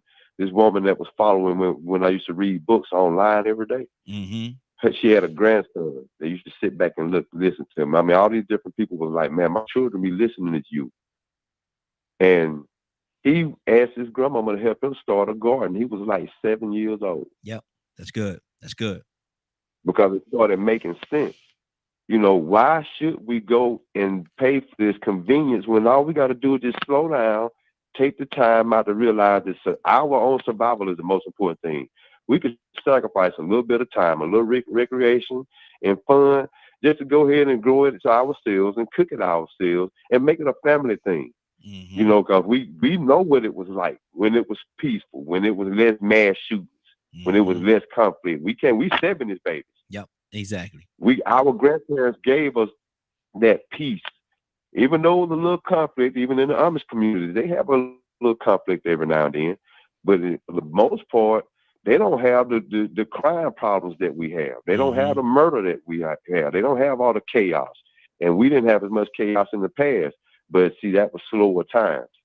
And now things are more exciting and people are finding more interesting things to do, which is disconnecting them from the basic priorities of survival and peace in the human community, because the human community can't live without peace. Mm-hmm. It's good. That's good. Yeah, and you're absolutely right. It have to exist, and that's why my thing was whatever happened to peace of mind. That's why I wanted to go there. I got to say good morning. My mom, she's watching this morning. Good morning, baby. Love you. Definitely good to have you watching us this morning. But we're gonna keep this thing going. I want to go right now. I think I got somebody got another caller. Caller, what's your name? Where you calling from? Caller? Is it 860 number? Yes, sir. Now, who is this? How you doing? It's VP. How you doing? Good morning. What's up, man? Blessed. Hey, good to have you, brother. Man. Good to have you, man. I ain't heard nothing from you for a minute, man. Good to have you back with us. We asking a question. What do you think most people want? Peace of mind, wealth, or love? Oh. What a doozy. I think what people want, because we've been programmed to kind of do that way. I think most people want wealth, because then they think that brings peace of mind, and it thinks it brings the love that they need. But it's usually just a leeching factor to keep you looking for more wealth. But I would think most people want wealth out of the system, even though you need the peace of mind, like Rico was just speaking on. And love is such a fickle word. It's the actions of it that demonstrate it more. And that's too hard, I think, for people in today's society, where we have this me, my atmosphere, where the Joneses is not even enough anymore. So having people wanting love is not something that they can truly display, because it's so easy. They use love like life. Yeah. When you haven't had anyone test your love, that's when you really realize it. Like a mom's love to a son, where you can go and rob a grocery store and she still lets you live in the house. That's a different type of love than when a person can't admit that neither one of them are happy with how the relationship is going, so they both go benefit on their own and come back, admit it, and not that same love ain't the same. So now you got to figure out. I think people are looking for wealth because they feel like you can buy your way into what you need to do. Even not taking them, I don't want to, I will. More people will go to a church that looks more wealthy than one that shows the community love. Yeah. Wow, that's true. So I think that's just how we've allowed society to take us that way. With losing, I was talking to Lee the other day. I was like, it amazes me how we don't get upset about this about the money factor, because it's invisible. You know, there's no tangible real money. Like I was telling her, the World Trade Center, they say they lost $2.1 trillion, and the next day they hit it, and nobody else asked about the $1 trillion because now we had to be heroes and warriors for America. So you got to not take this system of wealth and think that's what's going to give you that. Like I'm moving, and I ain't got the most money. But I'm moving on the goal that God's gonna give me there because He told me not to worry. Exactly. Not because I've had everything already set in place. Because man can make his plans, but if God is gonna let it carry through. That's good. That's good.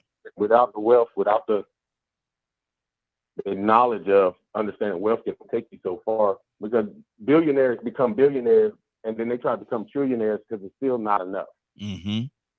Jeff Bezos show you enough wealth, your wife will take half of it and become rich. Wow, that's good. That's good. 508-924-3521. 508-924-3521. Start. Talk to me, brother. Whatever happened to the peace of mind or the desire to have peace of mind? It's hidden behind the thriving for wealth. Yeah, if I can just get it, I'm good. But you ever just sit and on purpose try to do nothing? When the last time did you just sit? I'm not asking you. Yeah. But and on purpose made an effort to do nothing. Man, I wouldn't even know when that was. I'm trying that right now. Trying not to do nothing. I don't want to do nothing. Just for the sake of peace of mind. Yeah. What's the price of peace of mind? It's actually priceless. And you sure enough can't buy love. Can you have love and peace of mind? Do they go together? I was about to be silly, brother. I was about to say some men would say no because the woman gonna always nag them. But go ahead, brother. Go ahead. I ain't saying that out loud. Go ahead. It's out there now. I mean, you I ain't gonna say that. Yeah, I ain't gonna say that one. Yeah, but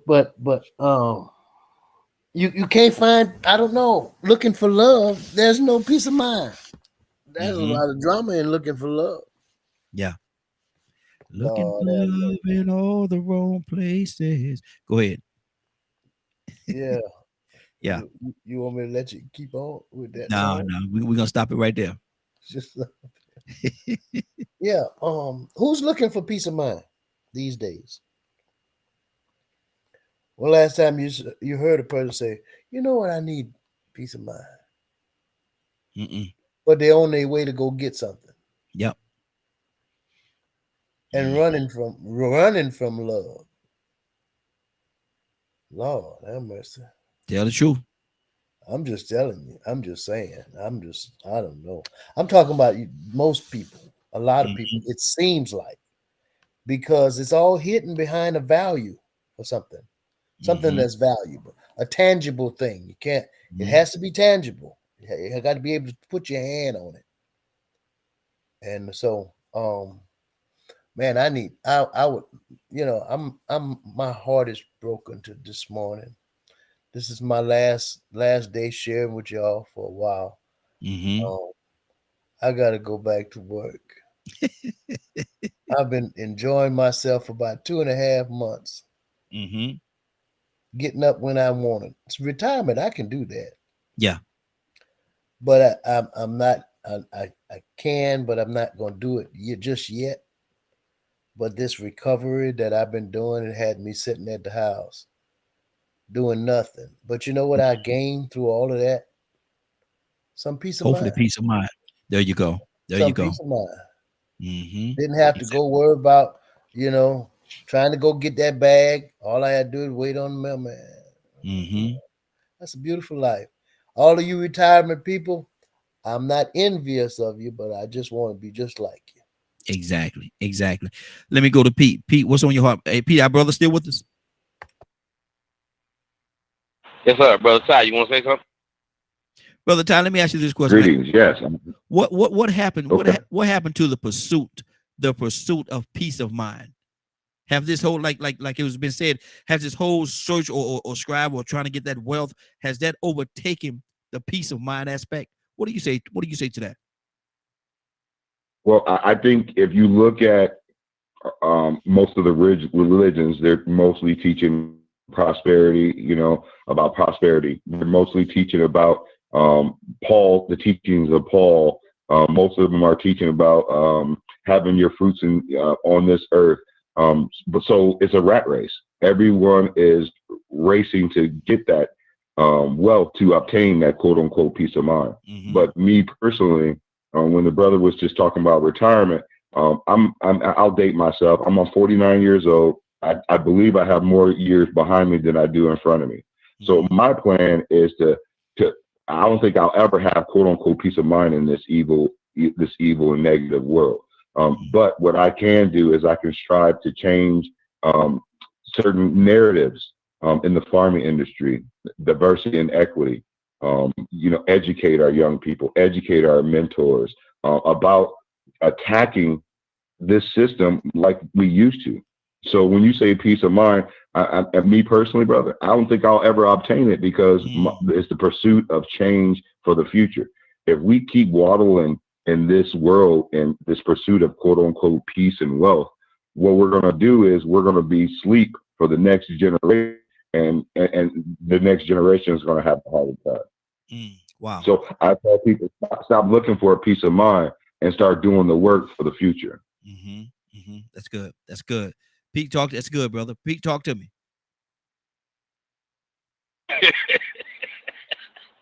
I can't come behind that. Yeah, you up, brother. You up the bat. Come on. You gonna strike out or you gonna swing the bat? I mean, my response would be real close. Mm-hmm. Yeah, it would be real close. I mean, we're talking about peace of mind is priceless. You can't put a price on it. Mm-hmm. And I think by default, many find peace of mind. They're not even looking for it, but they get in a divorce or that somebody dies, some type of tragedy happens, and then they end up in a place that actually turns out to be peaceful. And it's just like, whoa, this really is not as bad as I thought. Mm-hmm. Mm-hmm. Never even knowing that, the blessings of it. But yes, peace of mind, you can't put a price on peace of mind. Exactly. You need money to survive in this world, right? To do things in this world. Hopefully you have somebody that sincerely cares about you and equally cares about you like you care about them. Love. Mm-hmm. Okay. But, too much of anything and not enough of something, these things have value in their proper context. Mm-hmm. So don't let yourself go too far to the left or too far to the right. You know what I'm saying? Because then what's the point? Mm-hmm. Where is it going? So you got all the money. Now what? Yeah. You the most loved person in the world. Now what? You the most beautiful person according to the most people in the world. Okay, now what? Because we know that ain't gonna last forever. But come on, now what? Mm-hmm. So all things in proper context and realizing what this whole concept is about. We should enjoy this life. Yeah. We should be showing love for ourselves, having love, possessing love, and regard for ourselves, and showing it for everybody else. Mm-hmm. Until they show us something different where we can't. That's what we should be on. Now, if you wealthy and you able to do your thing and enjoy it, great. And hopefully, if there's somebody that has a need that's not gonna hurt you, to assist them, they're doing the best they can. It still ain't working. But man, go on, tighten that up. That's the love. That's the compassion. You see what I'm saying? Mm-hmm. That's taking what you have and doing the best with it for the greater good of the whole purpose. Mm-hmm. And all that makes sense. Yeah. But just because you want to be the one over there with the most money, come on. And then how did you make the money? And how much damage came from the money that you made? If you just made the money, you didn't harm anybody, you didn't bring no devastation or death, man, congratulations, God bless right? Mm-hmm. But if you did this on the backs of thousands of people and animals and property and land and all kind of devastation to the earth and the atmosphere and all of that, and then you want us to be glad and grateful and happy that you're the most wealthiest person on earth, everybody should get a gun pointed at you and blow your brains out. Mm. You are worthless to the world. The world would be better without you on it. And we should take your stuff and divide it and give it to all those that need. And specifically the ones damaged in acquiring your wealth. Mm-hmm. That's good. That's Mhm. good. That's good. That's good. And see, come on, I can't come behind, man. Go ahead, man. Let me go to Willow. Willow. Yes, right. Got a question for you. Now, in this world that we're creating, you have absolute peace of mind. You have all the money that you could ever spend. And you certainly have your husband, and y'all have all the love that anybody would want. Somebody come to you and say, look at here, you got too much. We have to take one of these away from you. Either your peace of mind will be totally gone, your wealth, you don't have any money left, or your love would be gone. Which one would you dismiss? They have to take one of them away from me. Yes, one of them. Either your peace of mind, either your peace of mind will be gone. Chaos is coming, total chaos, or your wealth. If you select your wealth, you have y'all no longer have any more money at all, or the love. You have to pick which one. I'm gonna say my wealth, Raheem, and I'm gonna tell you why I'm gonna say that, because that's tangible. Yes. That peace of mind, you can't pay or buy that. Nor could you pay or buy for love. All those two things are genuine. Peace and love, they're genuine. But money is tangible. You can always get that back. You can have the money. And that's why I said that. Okay. Because that's tangible. You can always get that. So no, that's what I give up, Raheem. My money. Okay. That's good. That's it. That's good. That's what's on my heart. Zamari, same question to you. One of them have to go. You have to give up one of them. Which one are you dismissing? What are the? I'm sorry. Which ones? The same three that we was talking about. Either you're gonna get rid of you have these three in abundance. You have peace of mind, you have wealth, more money than you could ever spend, and you and your husband absolutely have love. But they say you have too much. You have too much. You have to dismiss one of these. If you dismiss the peace of mind, there's going to absolutely be chaos. If you dismiss your wealth, all your money is gone. Or the love, if you dismiss love, the love that you have for each other would be gone. Which one are you dismissing? Man, I'm getting rid of the love. No, I'm playing. No, it's absolutely the money, because you can always make more. You can always make more. Yeah, okay, you're giving up your comforts, you're giving up your way of life, everything that you've earned, however much in abundance you have, right? You can always make more, dude. Whatever, take it all. That's fine. I'm not giving up my peace of mind or the love that I have in my relationship. Nope. I'd rather live in a cardboard box. There you go. Now watch this. Ryan, which one you giving up, brother?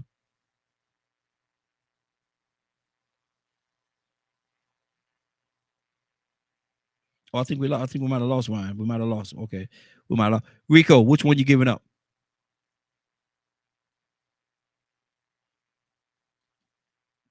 Man, what's the option to this crazy scenario again? Man, don't be calling my scenario crazy, man. What are you doing, man? It's peace of mind. You have you have absolute peace of mind. You have all the wealth, all the money that you'll ever spend, and you have the love of your life. Somebody come to you and say, one of these have to go. You got too much, man. You got too much. One of them have to go. Which one are you dismissing? The peace of mind, whereas chaos is coming, the wealth, whereas all your money is gone, or the love of your life? Oh man, the money would be easy. The money would be easy. I mean, I'd rather have, if I gotta have chaos with that money, then you know what I'm saying. Nah, I don't want all that chaos. Man, I'm glad that brother came on, man. Even though he's saying words before I get a chance to say them, I want to bring up that rat race, man. That's really the system that's in place. I was glad to hear from VP too. This is a system we live in, a man-made system that has us needing to meet these requirements to survive. Cost of living.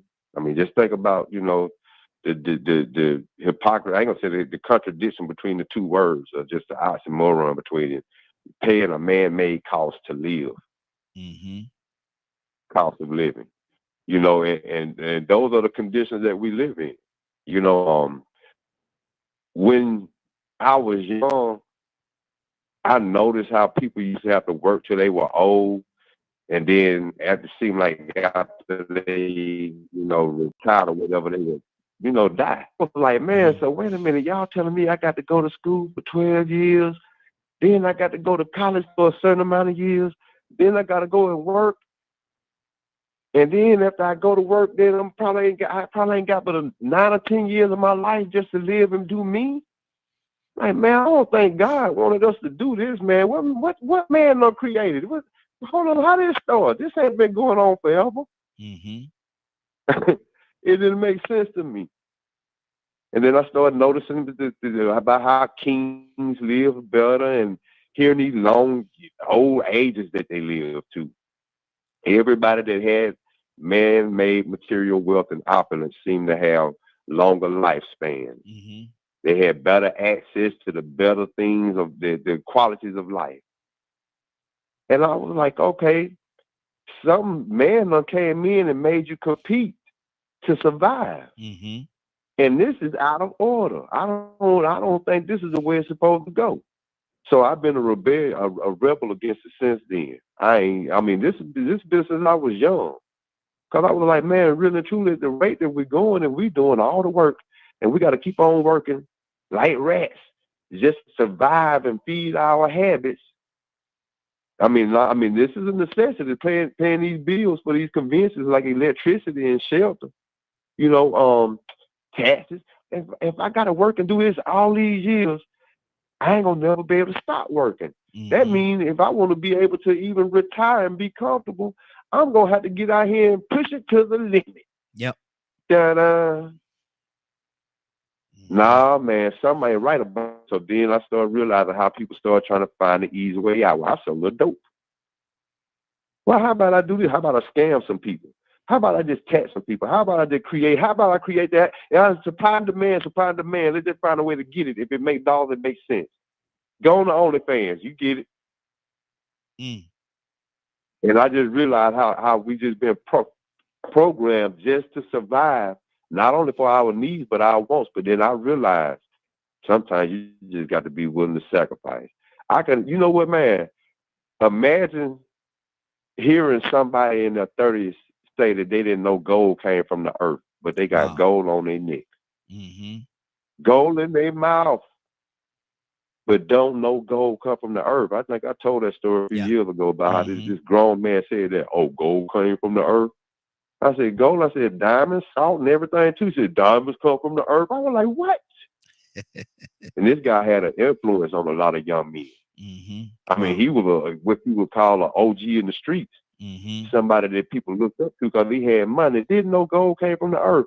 I said, man, I can imagine if somebody were to actually start off a garden, help somebody, and then all of a sudden, after all this is harvested, they eat that meal, and then they find out that everything they ate, what they probably would spend $40 or $50 for, was something that they grew, and they didn't spend but maybe time and elbow grease.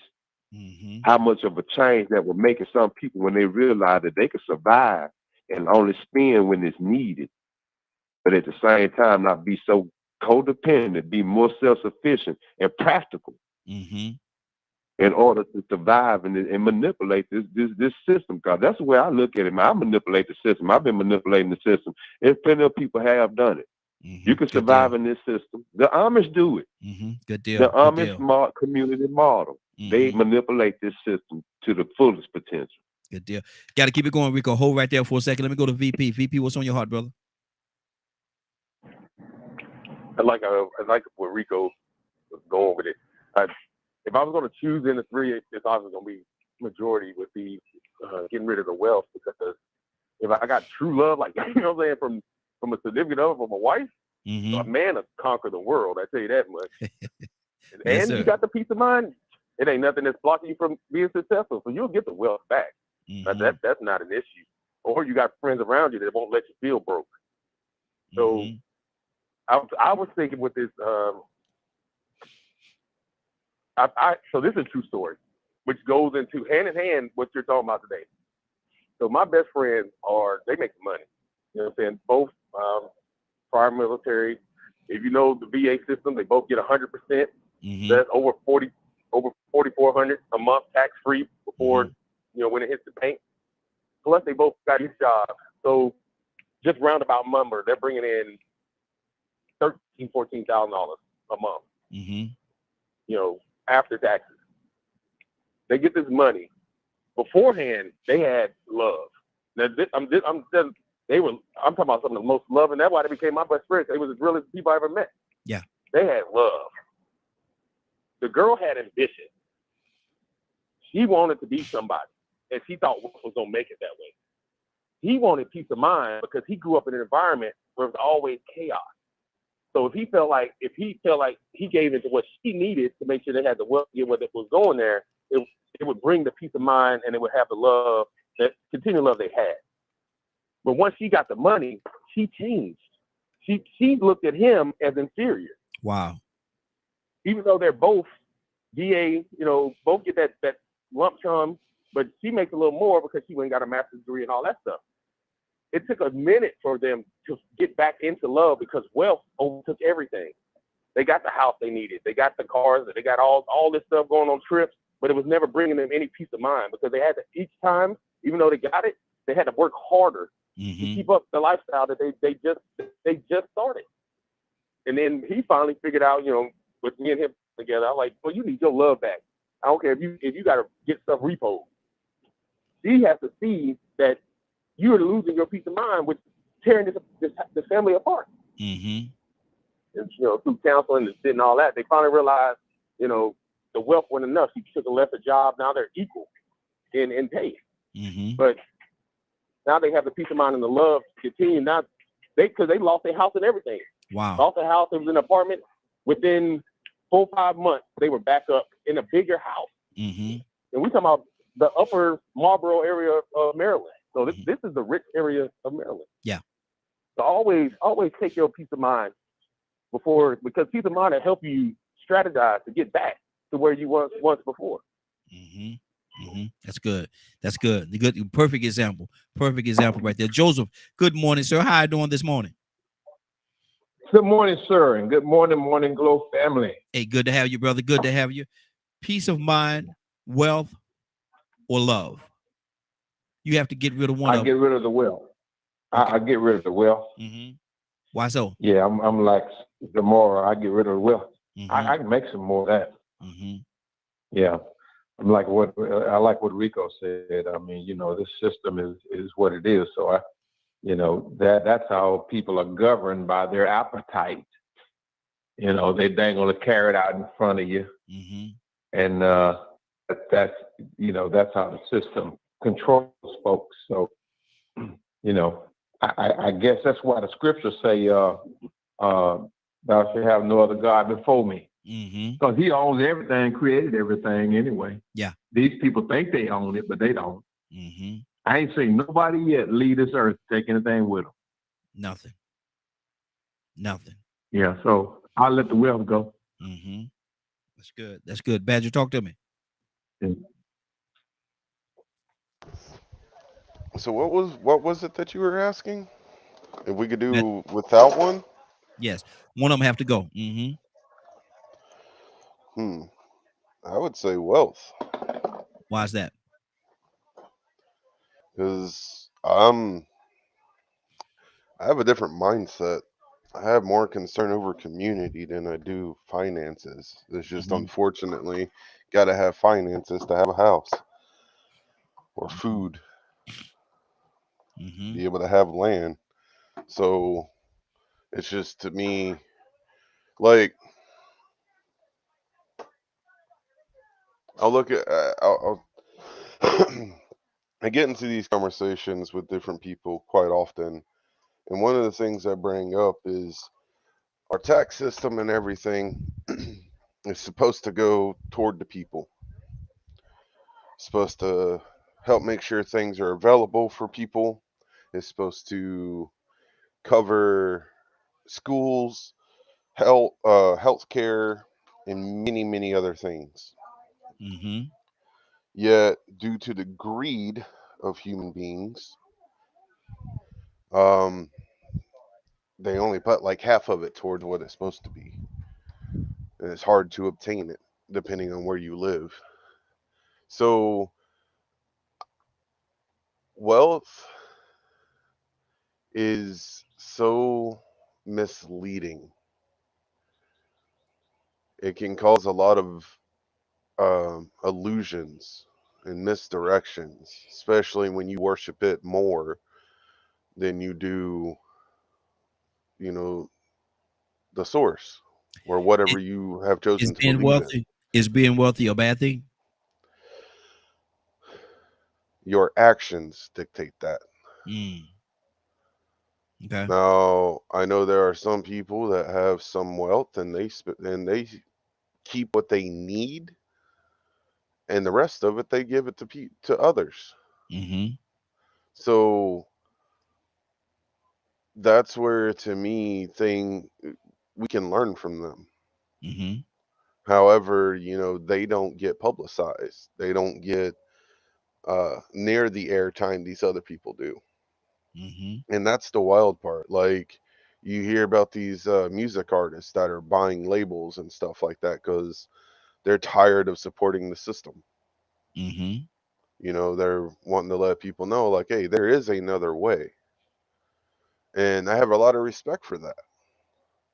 So I don't see an issue with supporting another human being and things that we enjoy, like music or medicine, having to go to a doctor or a therapist or a school teacher.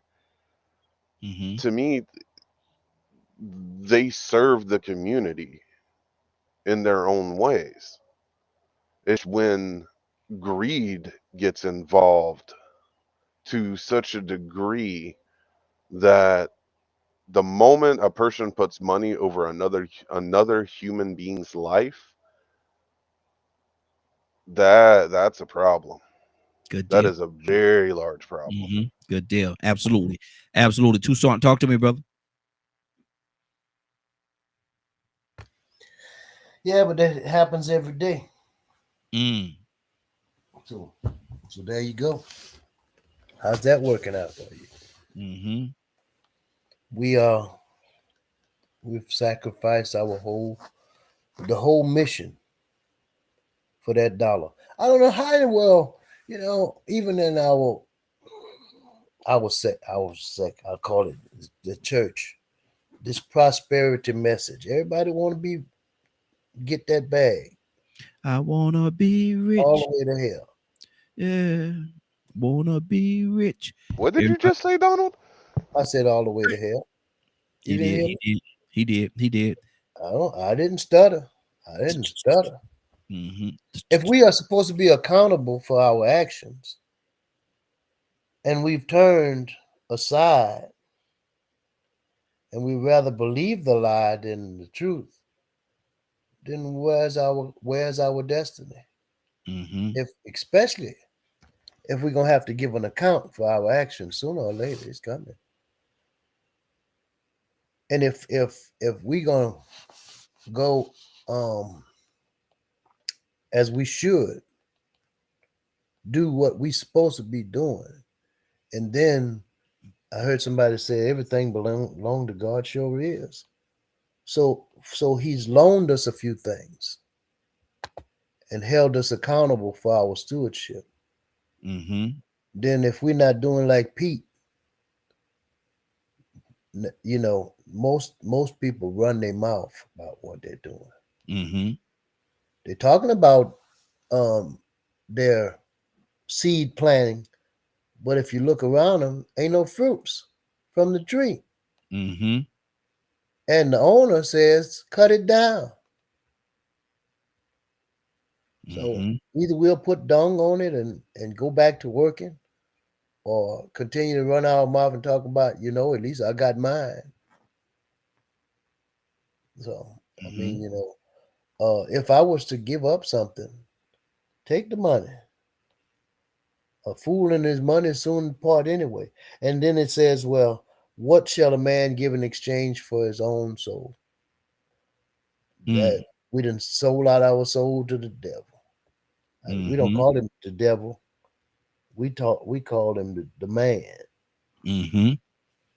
Yeah. And so, I mean, we jacked up, and we out of control, and we don't know how to get it back. But if we go back to those two things that we got left, I think we're being headed in the right direction. Peace of mind and love. That's good. That's good. Real quick, I'm sorry for just hopping in, but he said something that brought something up that I think needs to be said. In our society, we have been trained to fear those with money to such a degree that we will no longer challenge them. Wow. Rico, what do you say about that, man? Because I'll challenge him in a minute, but I know what he means, though. I don't know what his point is. What's on your heart, Rico? Say that again.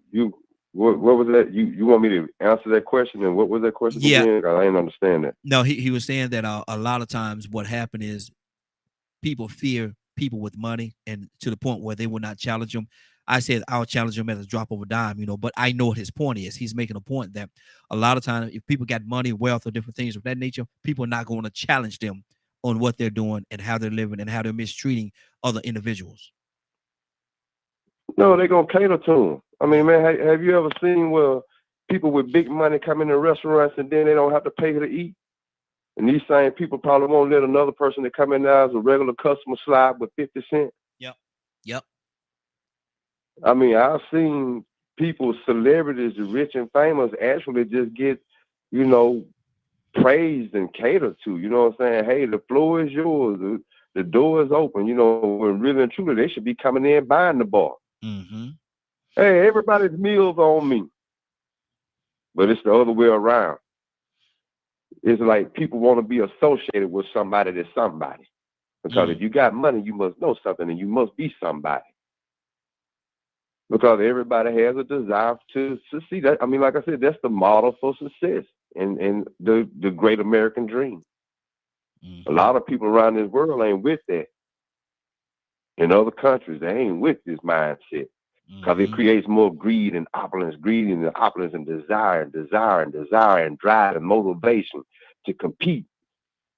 And to think about yourself more than the impact you have on other people, to the point where you think it's okay to charge a tip on self-checkout. Hey, let's see if we can make this make some sense. Well, it might not make sense, but it makes money. Well, if it makes money, it makes sense. Why? Because they gonna do it. They gonna pay. Somebody actually came up with a temp service. A middleman to go to a job when all you really used to have to do was go to an employment office and get a referral and go straight to that job and work your. Now we got somebody that's gonna find a way to make you temp for 2 or 3 years. So we don't have to pay your insurance, but we still paying the same rate of pay. We don't have to pay raises, but we keeping you on that entry level. Well, now really you losing $6 or $4 an hour to this temp service. Exactly. Somebody always trying to find a way to capitalize opportunistic people. So who gonna confront those people when they can determine whether or not you're gonna get fired or hired or whether you're gonna be able to survive? They might be able to give you an opportunity to have access to what they got.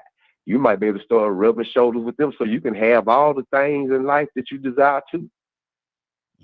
So they get pedestalized. It's sad that material wealth puts people on a pedestal in mainstream society. But to me, I like to see 89-year-old women that can run up a hill. I put them on a pedestal. The ones that actually still get out there and they sing your life and run on the track and show you they still in good health, and they do push-ups and they jump up, show you that they happy and alive and healthy and they glad to be here. I put them on the pedestal. Exactly. But the thing is most of the richest people on the planet, they live that long life that everybody desires. 99 and 98 years old. George Bush and the King and the Queen, look how long they live. I mean, who don't want to be able to afford to have the best of health care? Only if you can afford the best health care. Exactly. So now, I mean, a lot of time, man, you don't bite the people that got the money, because a lot of times the people that got the money are the hands that feed you. They determine if you're going to get a job, if you're going to get a raise. Be nice to me. I see what I could do for you. We might give y'all a raise. I see what I could do for you. I see what I could do for you. Pete, talk to me, brother.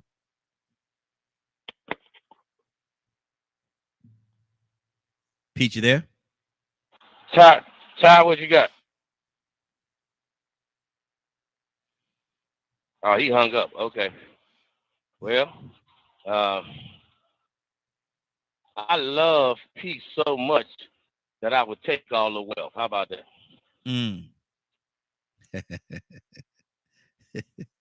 Go ahead. I see where you're going. Go ahead. Yeah, okay. I see where you're going. Go ahead. How about that? That's about what we have today, ain't it? Yeah. He just said how long these wealthy people live. What's the difference? Is it the eating? Is it the exercise? Is it the wear and tear from working, stressing, the problems in life overwhelming you to the point that, stress, for real, y'all, stress creeps up on you and it does damage if you're not paying attention. Yep. It does damage to you. Too much stress. You may be weathering a storm, a full set of them, and not even realize the stress level you under with no outlet. It does damage to you over a period of time. You'll get to where you can't handle stress anymore. You become angry. You become depressed. You're snappy. You become cynical. Yeah, life ain't worth it in no way. All this stuff. Stress. Work on you. But don't the Bible say money solve all things or something like that? Don't it say something like that? Yeah. But I think we got to take that in proper context, because does it really solve all things? It might solve things financial. I can buy love, can I? Can I really buy your love? No. No. So it's good to have the means to live at your desired, sensible comfort level and enjoy this life. Many of us exist. We don't live. We just exist. By the time you go to work, come home, go to sleep, take care of your everyday maintenance, responsibilities, time is spent, and then you're in repeat mode. When do you actually live, though? And then as you're living, how much do you need to live? How much do you need to enjoy this life? To actually love yourself, love somebody else, have someone that truly loves you, and have that peace. All things in proper context. I'm not against anybody being extremely wealthy, being able to buy an island and all this stuff. Hey, that's what you were able to do. But in what context? You an entertainer, a star, and you amass wealth, and you're able to buy an island. Okay, fine. You Jeffrey Epstein and you bought an island. We give thanks for his death. Wow. 508-924-3521. 508-924-3521. Zamari, talk to me, sis. I don't know. I mean, not much more to say. He just said it the best way that I think you could, right? Come on now. You want me to follow that? I do. I can't follow that. I really can't. Look, I call everybody up to bat and I pitch the ball. Either they're gonna strike out or they're gonna hit the ball. I'm gonna throw it back. I ain't never seen that happen before, sis. I ain't never seen that happen. No, I don't know, man. Like this whole, I gotta still stand by what I said, right? No, take the money. I don't give two rats about that. Look, I've lived my whole life being poor or, okay, never rich. Mm-hmm. So money ain't no thing to me. It has no value to me. It really doesn't. I wish I had more. Sure. I would love to be able to supply more for my family, right? For my kids and all that. But is it necessary? No. But I love what he said. That's so thought-provoking, right? We exist. We're not really living. Mm-hmm. And that's true for a large majority of people. We're existing, not living. I don't even know if we know how to live. I don't even know if we know what that means truly, to live rather than just exist. Exactly. And that's good. That's an excellent point. Joseph, talk to me, brother. Well, coming to you next. I like what Tamara said. I mean, how do you live, every day trying to struggle really to stay ahead of the mechanism that is being put in place. As we say, the banks have the right to charge us all these fees, and it's another form of taxation, if you ask me. Mm-hmm. And there's no one to regulate them, in our government. The people that we elect, they end up getting in cahoots with these people because they finance their campaign and so on and so forth. The only politician I heard speaking on behalf of consumers is the likes of Katie Porter and Elizabeth Warren. Mm-hmm. They are fierce in terms of protecting consumer rights. And but it seems like you hear feeble voices in both parties when it comes to that. So I agree with Samara. How do you live? I mean, you're just existing. It seems, you have to create some joy and happiness. You have to be very creative because if you do understand what is happening, I mean, it is enough to make you really feel bad. Mm-hmm. Mm-hmm. But you got to be creative and create your happiness. I don't let nobody control my happiness. Absolutely. I mean, Absolutely. It ain't nothing but a system. Mm-hmm. It's man-made, and men are like me. They're faulty and they don't live forever. So I don't worry about them. Mm-hmm. I make my own happiness. Exactly. That's good. That's good. Well, Raheem. Yes, ma'am. Talk to me. Raheem. I live here temporary. All this is temporary for me here. Because one day I'm going to live eternal. And I don't know what that's going to look like as of yet. Mm-hmm.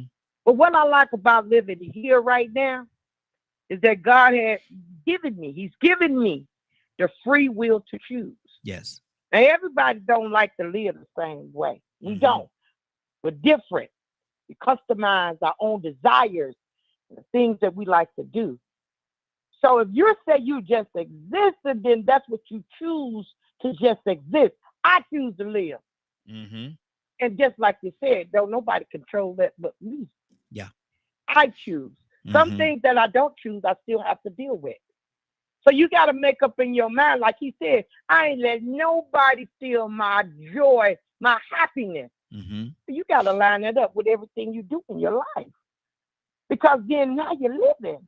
Mm-hmm. Some people say, well, I could just sit on the couch, eat my popcorn, my loved one, and I'm good. I don't have to go to Hawaii or California or take a trip. Hawaii is beautiful. Whatever it is. Hawaii is beautiful, though. Hawaii is wonderful. It sure is.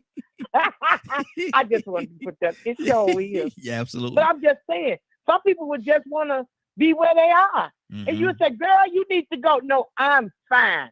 Mm-hmm. That's her choice. If that's what she choose, that's her choice. She don't have to do like me. And every now and then want to go to Las Vegas or go to LA, California, or go to Atlanta or wherever. Get on an airplane and fly. Some people afraid to fly. So I'm just saying what I'm saying. You, that peace of mind. Have you ever heard somebody, a lady in the courtroom say, "Give it all to him. I don't want none of it. He can have it all." And it's her right to get half. She said, "Give it all to him." She letting her know right then and there, I'd rather give you everything I got and start over than to be with you.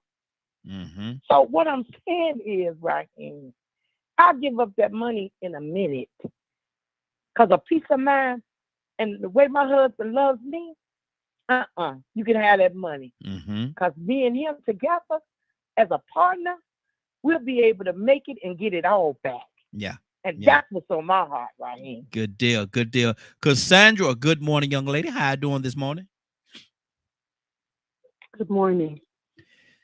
Cassandra, we're talking about peace of mind, wealth, or love. Now, if you're in a situation where you have all of those, you have total peace of mind, all the money you'll ever spend, and the love of your life. Somebody come along and say, Cassandra, you got too much.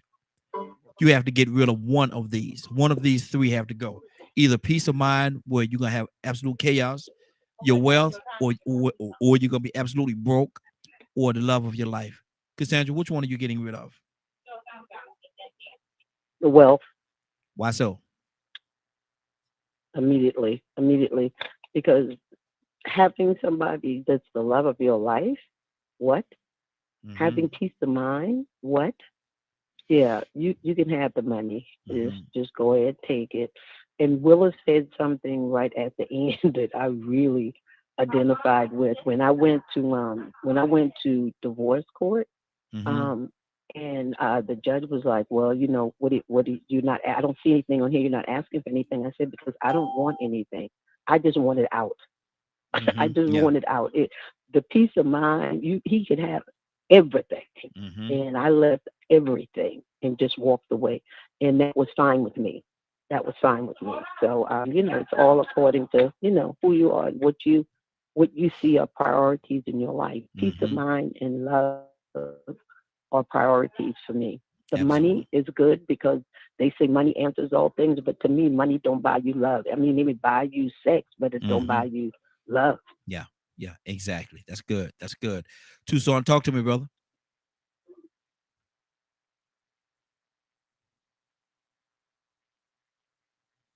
Tucson, the mute button is right there, brother. The mute button is right.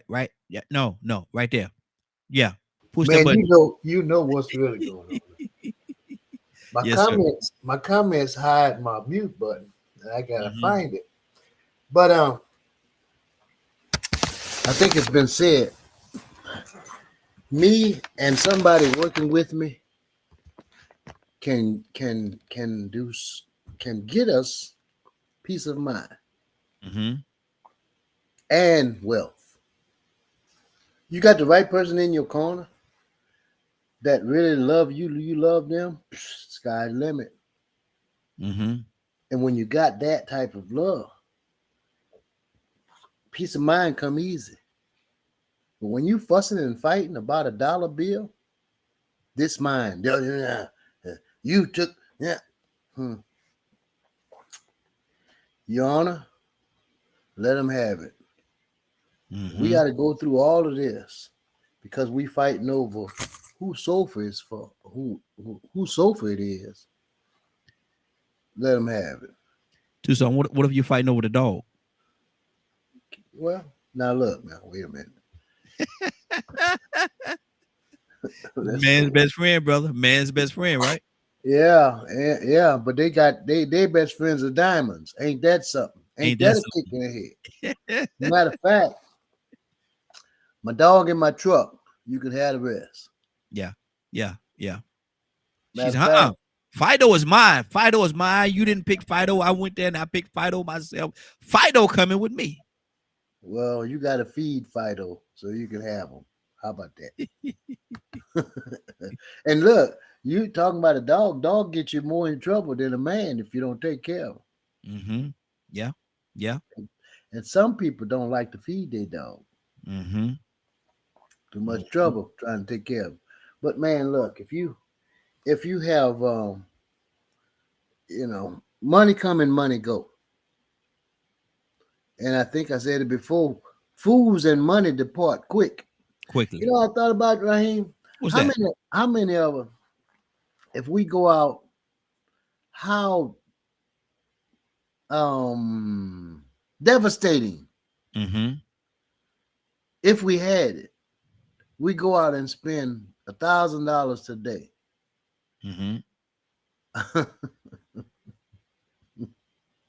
I mean, just go out and I don't know if you can, but just go out and do something that will cost you about $1,000. Would that set you back? How far would that? I don't know why I thought about that. Would that disrupt your love life? No. And your not you, right? Okay. Not you. But some people. Because most people that working week to week trying to get that bag. We've been working week to week for quite some time now. Yes, sir. And that's not a bad thing, really, because at least you're working. But we're trying to get that peace of mind. But the bad thing about it, we're underpaid trying to get it.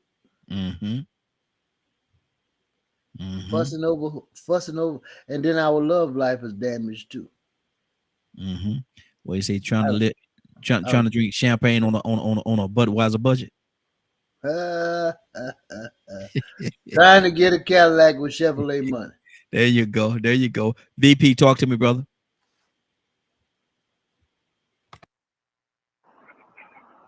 I think overwhelming most people. That's weird. Overwhelming most people gonna say wealth, because that's the easier of the evils to pick out. I think I was gonna go with an example for, again. So everybody knows the Kanye, Kim Kardashian love they had for a little bit. I think this falls in hand with how peace of mind can cause you to give up wealth and love for them.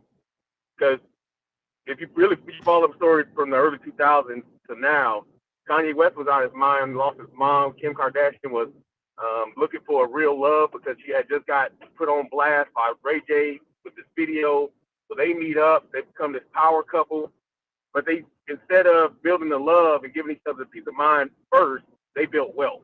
So they became billionaires. And neither one of them wanted to transition from what made them who they were. So then they started making kids in this wealth system, not in a love system or a peace of mind system. And it took to Kim, I think, I would say now, not a little bit, I'm not a gospel type person, but where Balenciaga put out the ads with the kids and the teddy bears, and she couldn't come out of her mouth to say, even though her kids, she dressed her kids like this, in them decided, sadistic or masculinism type outfits, and could not come out of her mouth to say this was a terrible idea for you.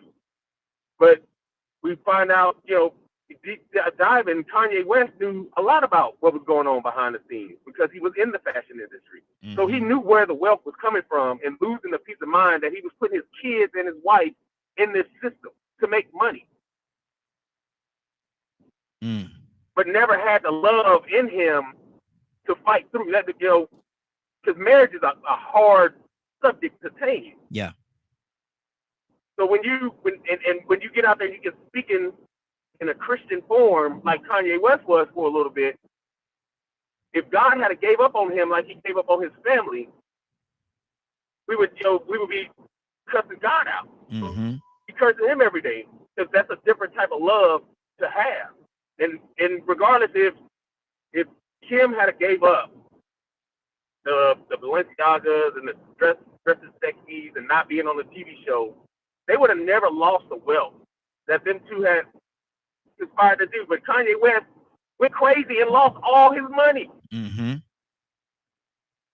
just so he could keep a peace of mind to understand that he don't have to pay a woman $100 million a year just because she had his kids.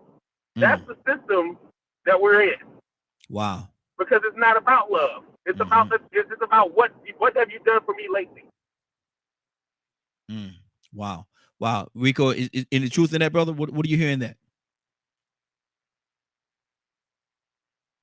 I was gonna sort of go in that direction, but I wasn't gonna use them as an example. But you know, I thought about how when I was younger, I looked at the divorce rate and how it changed in the Black community, and then I look at just the divorce rate altogether now, and what was some of the contributing influence behind the divorce rate in the Black community. And I started thinking about, well, you know, for people to get a divorce, they must not have too much of a peace of mind with each other. So it started adding up to the point where I started realizing that people were getting together for the wrong reasons. I started thinking about how the dope boys started, you know, becoming an option. I started looking at how, you know, certain people, thugs and roughnecks and all these people started looking like the options because they had swag or they had money. And so what happened is I realized that people started selling their love because the desire the desire for financial prosperity always seems to make life a little easier. So you start, you know, you grow up thinking that a woman is supposed to look for a man or get with a man that is a good provider, you know, and that's true. You do need to get with a man that's a good provider, you know, but in the midst of the cost of living and the desperation for survival, sooner or later you started having to get with a man that could best provide the things that you financially needed to have to be able to survive. Health care, a home, a roof. I mean, just, you know, all of these things, being able to put food on the table. If you don't work, you don't eat. So sooner or later, you know, when people started being rewarded and large amounts of money where they could survive and then have better access to resources, it started making these people seem a little bit more of a viable option, you know, where, yeah, he might be a little rough around the edges, or he might not have been too bright in school. He might have been a bully, but, you know, he could do things for me and my children and this and that. And sooner or later you get married and then you get a divorce because you got with these people for the wrong reason. You sold your love. Yeah. You didn't, I mean, and it's easy to get caught up in that because of the desperation for survival, because of the cost of living. So in some way, people will have to find some humility and get practical. You know, I think I said that earlier about being practical and just thinking about the needs and the wants, separating the needs and the wants. Yeah. Identifying and self-analyzing what the true priorities are, you know, for the long run. Some might get caught up in the money end of it, but you know, you don't want to be too codependent to the point of where you can get left out hanging, you know, just get left out to dry because you survive. But that codependence, man, a lot of people stay in marriages because they won't be able to survive on their own. So they'll stay in a bad marriage with an abusive spouse. You know, those situations happen because of the dependence of finances. Exactly. So, man, it really goes to show you the system that we caught up in, man. This rat race, you know, it's a matter of waking up. Wow, that's good. That's good. Cassandra, how many people do you think, and we ready to get out of here, but how many people do you think would actually trade their peace of mind or their love simply for wealth? I couldn't give a percentage, but there would be quite a bit. For money, yeah. Oh yeah, for wealth, oh yeah, it'd be a whole lot of people in that line. But you know, I mean, and it's a choice. I can't see that, Raheem. I just can't even imagine just staying in a relationship for money. Yeah, no. Doesn't make sense. Doesn't make sense. Oh, can I tell Willa that I'll be in Chicago in a little bit, in about 2 hours? Oh wow! Today you'll be here? Yeah. I'm only going to be there for 2 hours, but because I'm flying into Cleveland. But yeah. You're going to be at O'Hare or Midway? O'Hare. Okay, what terminal? Look, I have no idea. What airline? Oh, United. Okay. Mm-hmm. Okay. Okay. All right. I know what terminal. I just wanted to say that. Okay. I sure hope y'all could get together for a All minute right, or two. Cassandra. Go have a sandwich or something. Go have a sandwich or something. A sandwich. A sandwich or something. Yeah. Go have a sandwich or Okay. something. Yeah. Yeah. Yeah. I know. Cause my cousin, he flew through. Popeye chicken sandwich. No, A don't do chicken don't sandwich. Yeah, don't chicken give him sandwich. don't give him the Popeye sandwich, man. That, you know that don't give him that one. Don't give him that one. But listen, man, this has been a And great. Willa, Raheem, Yes. Willa, everybody, when you guys, if you would just think about it, on today or tomorrow, I'm going to speak into March with Jalen Walker's family, the young man that was shot 46 times in Akron. So, and that's tomorrow. That march is tomorrow. So I just ask you guys, to be praying. Absolutely. For that. Absolutely. Well, Willa could actually add it into our prayers today because we're going to pray out. Anybody have anything they want to say before we get out of here? Okay. Rico, what's going on at 3:00 today, sir? If you missed today's show and would like to hear or see the rebroadcast in its entirety, you can tune in at 3 p.m. Eastern Standard Time on www.dkmmediagroup.com. Good deal. Good deal. Willa! Raheem. Willa, are you ready? Raheem, I am so ready to receive God's word. Come on, Raheem. Let's go. Well, Willa, I ain't got number one more thing to say. Just one more thing I got to say. Let's go. Amen. Amen. Our Father, which art in heaven, hallowed be thy name. Father, we're coming to your throne this morning, giving thanks, Lord. First, giving thanks for waking us up, giving us another day, giving us another chance, giving us another opportunity to get closer and closer to you. Father, we thank you so much for all the things that you do in our lives. Sometimes we don't understand it, but you said it in your word to lean not to our own understanding, but in all our ways acknowledge you, and you will direct our path and give us the understanding that we need. Father, we thank you. Thank you, Lord, for keeping your word, lighting that light underneath our feet and directing us, Lord. Father, I'm asking you, Lord, to keep Cassandra safe, Lord, as she travels, Lord. Father, take the wheel, Lord. Father, whatever it is that she's going to do, Lord, allow it to be successful and allow it to be safe, Lord, where no hurt or harm will come to anyone. Father, we're praying this morning that you give that family strength that lost their family member. Father, you said it in your word that you will be there, that you will never leave us nor forsake us, that you'll give us the comfort and the peace. And Father, we thanking you in advance. We thanking you in advance for keeping your promises and standing on your word. Father, we thank you. Thank you for your grace and the mercy that you give us even when we don't deserve it. I'm asking you, Lord, to touch each and every last one that's on this land, Lord. Touch their heart, Lord. Father, I didn't hear from Cap today, but Lord, whatever it is that's going on in his life, Lord, Father, I'm asking you to be a keeper, Lord. Father, you was a keeper before, and I'm asking you now to keep him in a mighty way. Thank you, Lord. Thank you, Lord, in advance for all the things that you've done in all our lives. Father, thank you for the morning glow and the message that you give each and every day. Thank you for Raheem. Thank you for his family and their patience. Father, thank you for giving him the vision. Thank you, Lord, for keeping him safe. In Jesus' name. Amen, amen, and amen. Thank you, Lord. Thank you, Lord. Amen. Yes. Amen. Yes, Lord. Yes, Lord. Amen. Amen. It's been a great broadcast. Anybody got anything before we get out of here? Good deal. Good deal. It's been a great broadcast. I want to thank everybody for joining us. And more than that, I want to thank you for allowing DKM Media Group and Associates and the Morning Glow for being a part of your morning. It is now, 10 what is it? 10:06.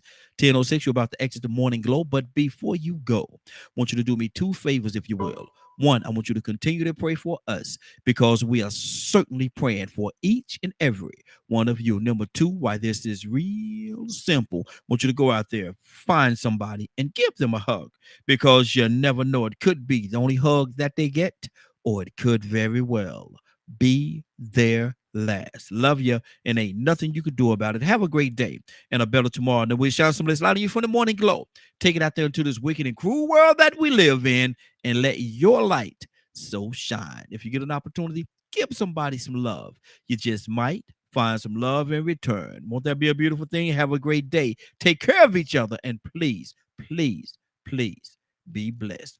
Give somebody some love and truth. They would appreciate it, and I'm sure that you will as well. See you tomorrow morning. God says the same. Love you, enjoy each other, and have a blessed, loving day.